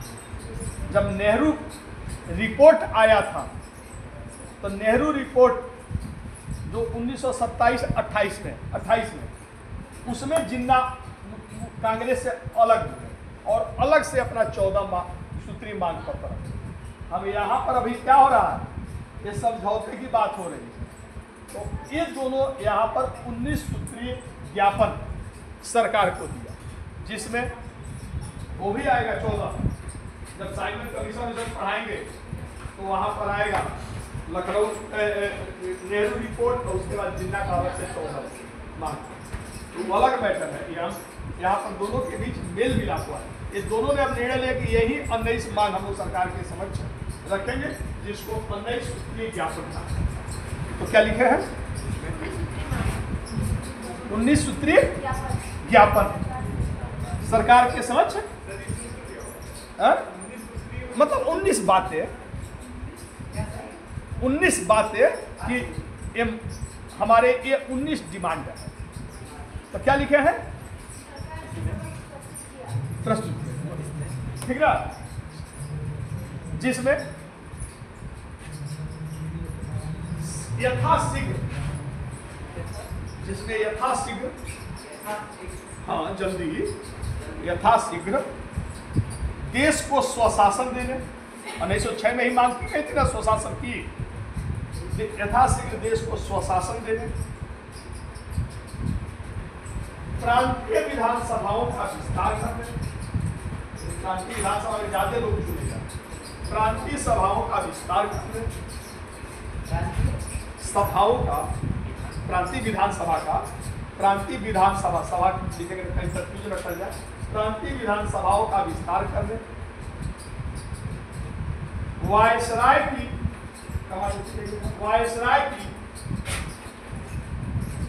कार्यकारिणी परिषद का विस्तार करने,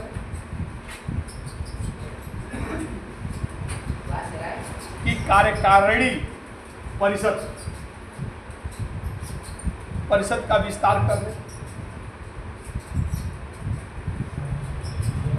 इसमें भारतीयों के अधिक से अधिक प्रतिनिधित्व देने,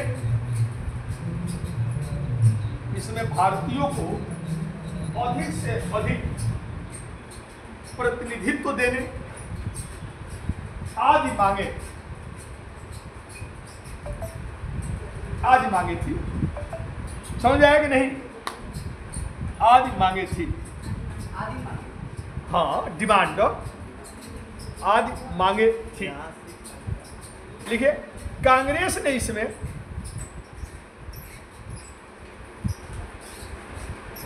पृथक निर्वाचक मंडल, सबसे कमी यही थी, कांग्रेस ने इसमें पृथक अलग हाँ सेपरेट, तो क्या लिखे, पृथक, सेंटेंस बोलिए भाई, हम कंप्यूटर थोड़े हैं। पृथक निर्वाचक मंडल की बात को मंजूर करना, मंडल की बात को मंजूर करना। पृथक निर्वाचक मंडल कब दिया गया था, 1909 के मार्ले मिंटो सुधार में।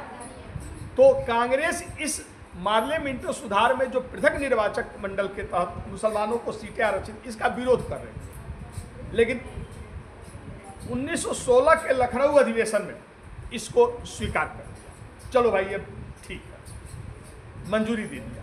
लिखिए, मदन मोहन मालवीय ने इसका विरोध किया।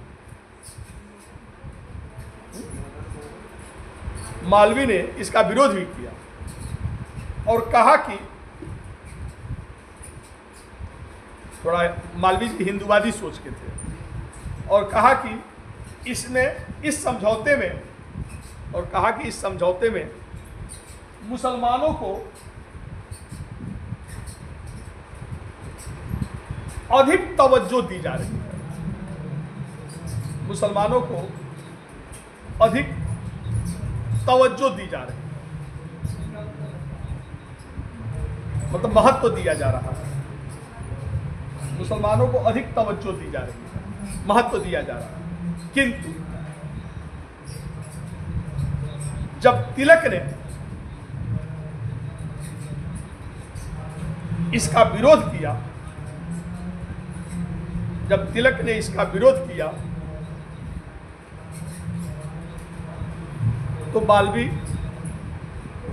तो मालवीय और अन्य विरोधी शांत हो गए। अन्य विरोधी जो इस समझौते का विरोध कर रहे थे, मालवीय और अन्य विरोधी शांत हो गए। तो इन्होंने कहा कि इसमें मुसलमानों को पृथक निर्वाचक मंडल की बातें मान ली गई, यानी अधिक महत्व दी जा रही। मालवीय जी ने ऐसा आलोचना किया, लेकिन तिलक हिंदू धर्म के प्रकांड विद्वान माने जाते थे। उन्होंने वेद पर टीका लिखा है, भगवत गीता पर गीता रहस्य लिखा है, तमाम सारे ग्रंथ लिखा है।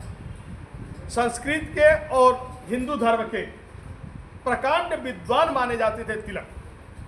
और जब इतना भारी विद्वान व्यक्ति जब कहा कि खड़े हुए कहे कि कुछ सज्जन विरोध कर रहे हैं कि मुसलमानों को अधिक तवज्जो दी जा रही है, मैं तो भारत के किसी भी वर्ग को अधिक तवज्जो देने के लिए तैयार हूं, क्योंकि जब हम एक तीसरी दुश्मन से लड़ रहे हैं, जब एक विदेशी शक्ति से लड़ रहे हो, तो सबसे पहले हमें आपस में एक होना चाहिए।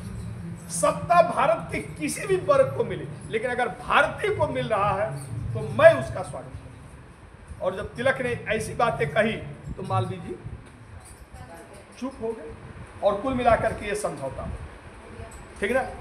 लिखिए,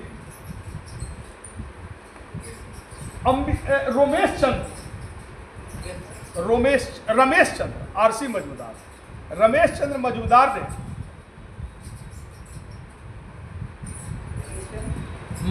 ने इसकी आलोचना की।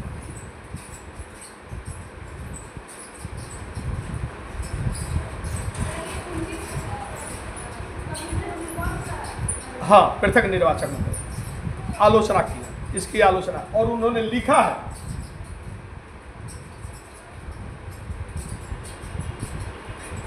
परवर्ती, यानी बात की परवर्ती, हाँ, परवर्ती घटनाओं की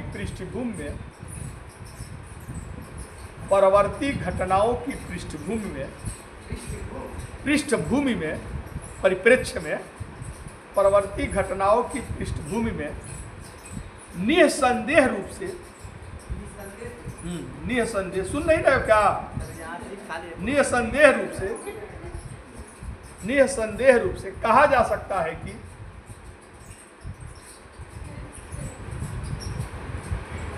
निसंदेह रूप से कहा जा सकता है कि 1916 में 1916 कांग्रेस द्वारा लखनऊ समझौता,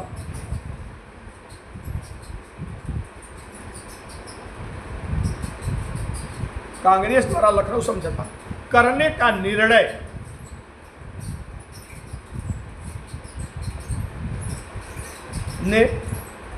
ने वस्तुतः वह नींव डाली जिससे 30 वर्षों बाद जिससे 30 वर्षों बाद पाकिस्तान का निर्माण,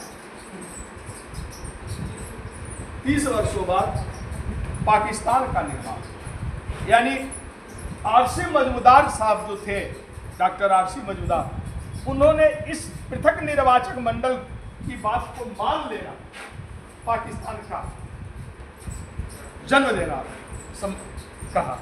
क्योंकि पृथक निर्वाचक मंडल में क्या था, समझाया था, इसलिए मैंने इस पर बहुत डिस्कशन नहीं किया था कि मतलब मुस्लिम ही खड़ा हो, अब मुस्लिम ही वोट दे, तो जब मुस्लिम ही चुनाव लड़ेगा, मुस्लिम ही वोट देंगे, तो ऐसे प्रत्याशी को हिंदू वोट का लालच नहीं है। तो वोट किसको मिलेगा, जो सबसे बड़ा मुस्लिम हितैषी अपने को साबित करे। और सबसे बड़ा मुस्लिम हितैषी साबित करने के लिए वो क्या करेगा, खुल करके हिंदुओं की गाली देगा। जो जितना अधिक हिंदू को गाली देगा, इसका मतलब वो उतना बड़ा मुस्लिम शुभचिंतक है। यानी प्रत्याशियों में गाली देने की होड़ मचेगी। और जब खुलेआम प्रत्याशी गाली हिंदुओं को दे रहा, तो हिंदू और मुसलमानों के बीच नफरत बढ़ेगा कि एकता बढ़ेगी। यानी पृथक निर्वाचक मंडल, इसीलिए मार्ले ने कहा था कि हम नागफनी के दांत बो रहे हैं जिसकी फसल विषैली हो। लेकिन कांग्रेस अभी विरोध कर, लेकिन 1916 का लखनऊ अधिवेशन कांग्रेस इसको एक्सेप्ट कर, यानी अब सांप्रदायिकता का विरोध करने का नैतिक आधार उसने क्या कर दिया खुद। लेकिन यह समझौता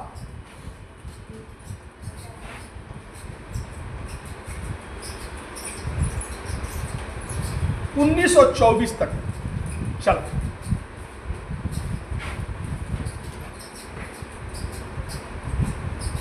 1922 में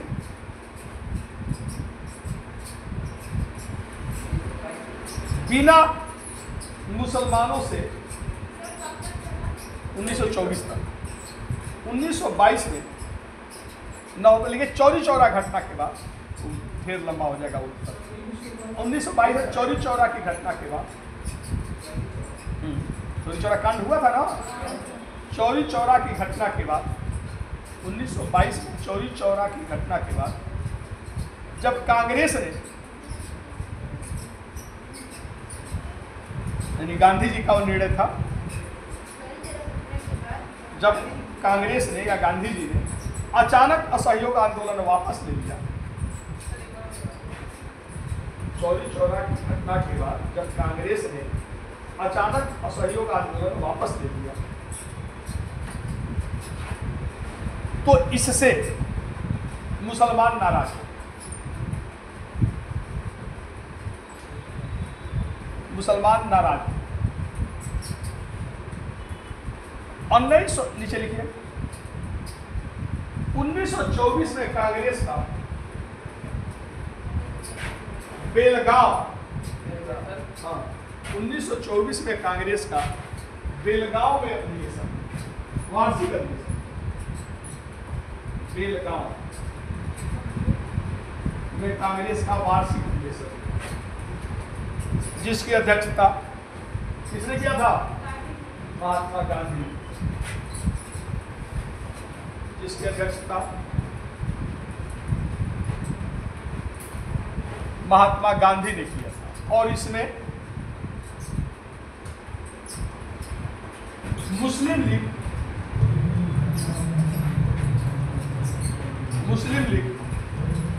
कांग्रेस से अलग हो,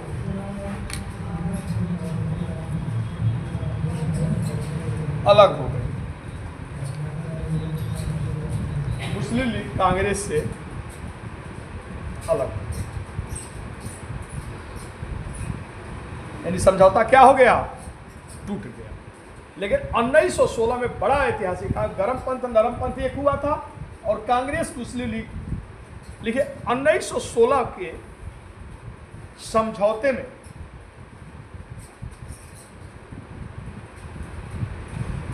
जिन्ना की भूमिका को देखते हुए, जिन्ना की भूमिका को देखते हुए सरोजिनी नायडू ने, भारत कोकिला सरोजिनी नायडू ने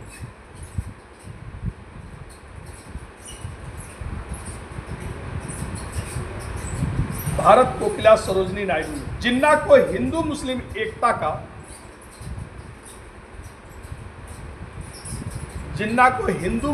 एकता का राजकुमार कहा था।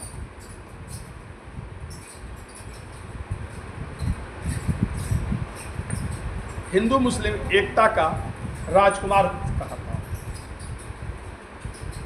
जिन्ना इस समय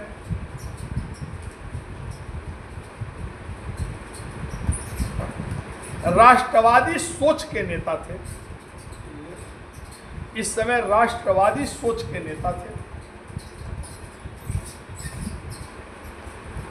और अपनी शुरुआत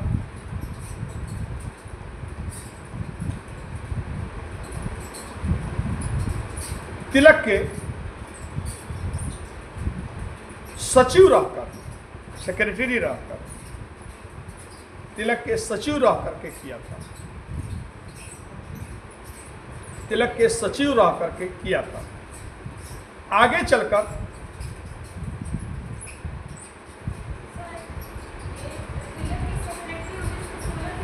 पहले थे, आगे चलकर महात्मा गांधी ने तिलक को जिन्ना को, हाँ, महात्मा गांधी ने जिन्ना को कायदे आजम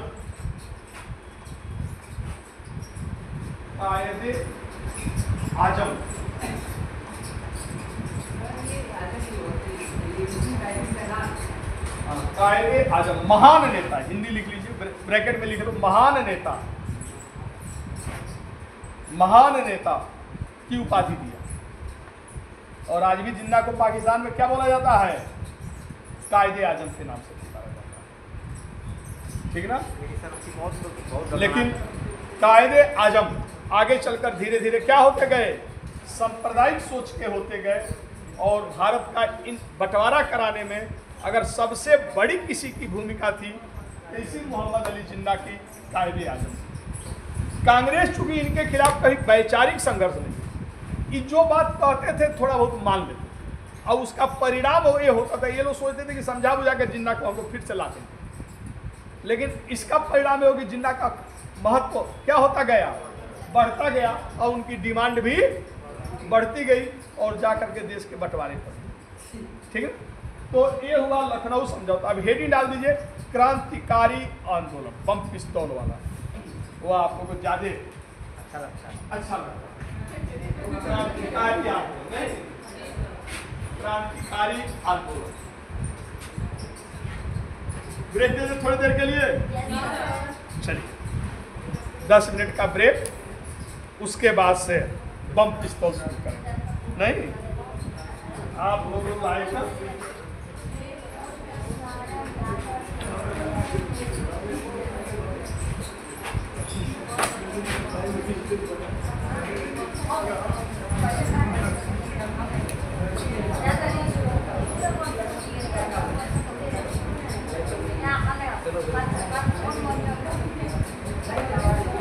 अभी 10 मिनट के ब्रेक के बाद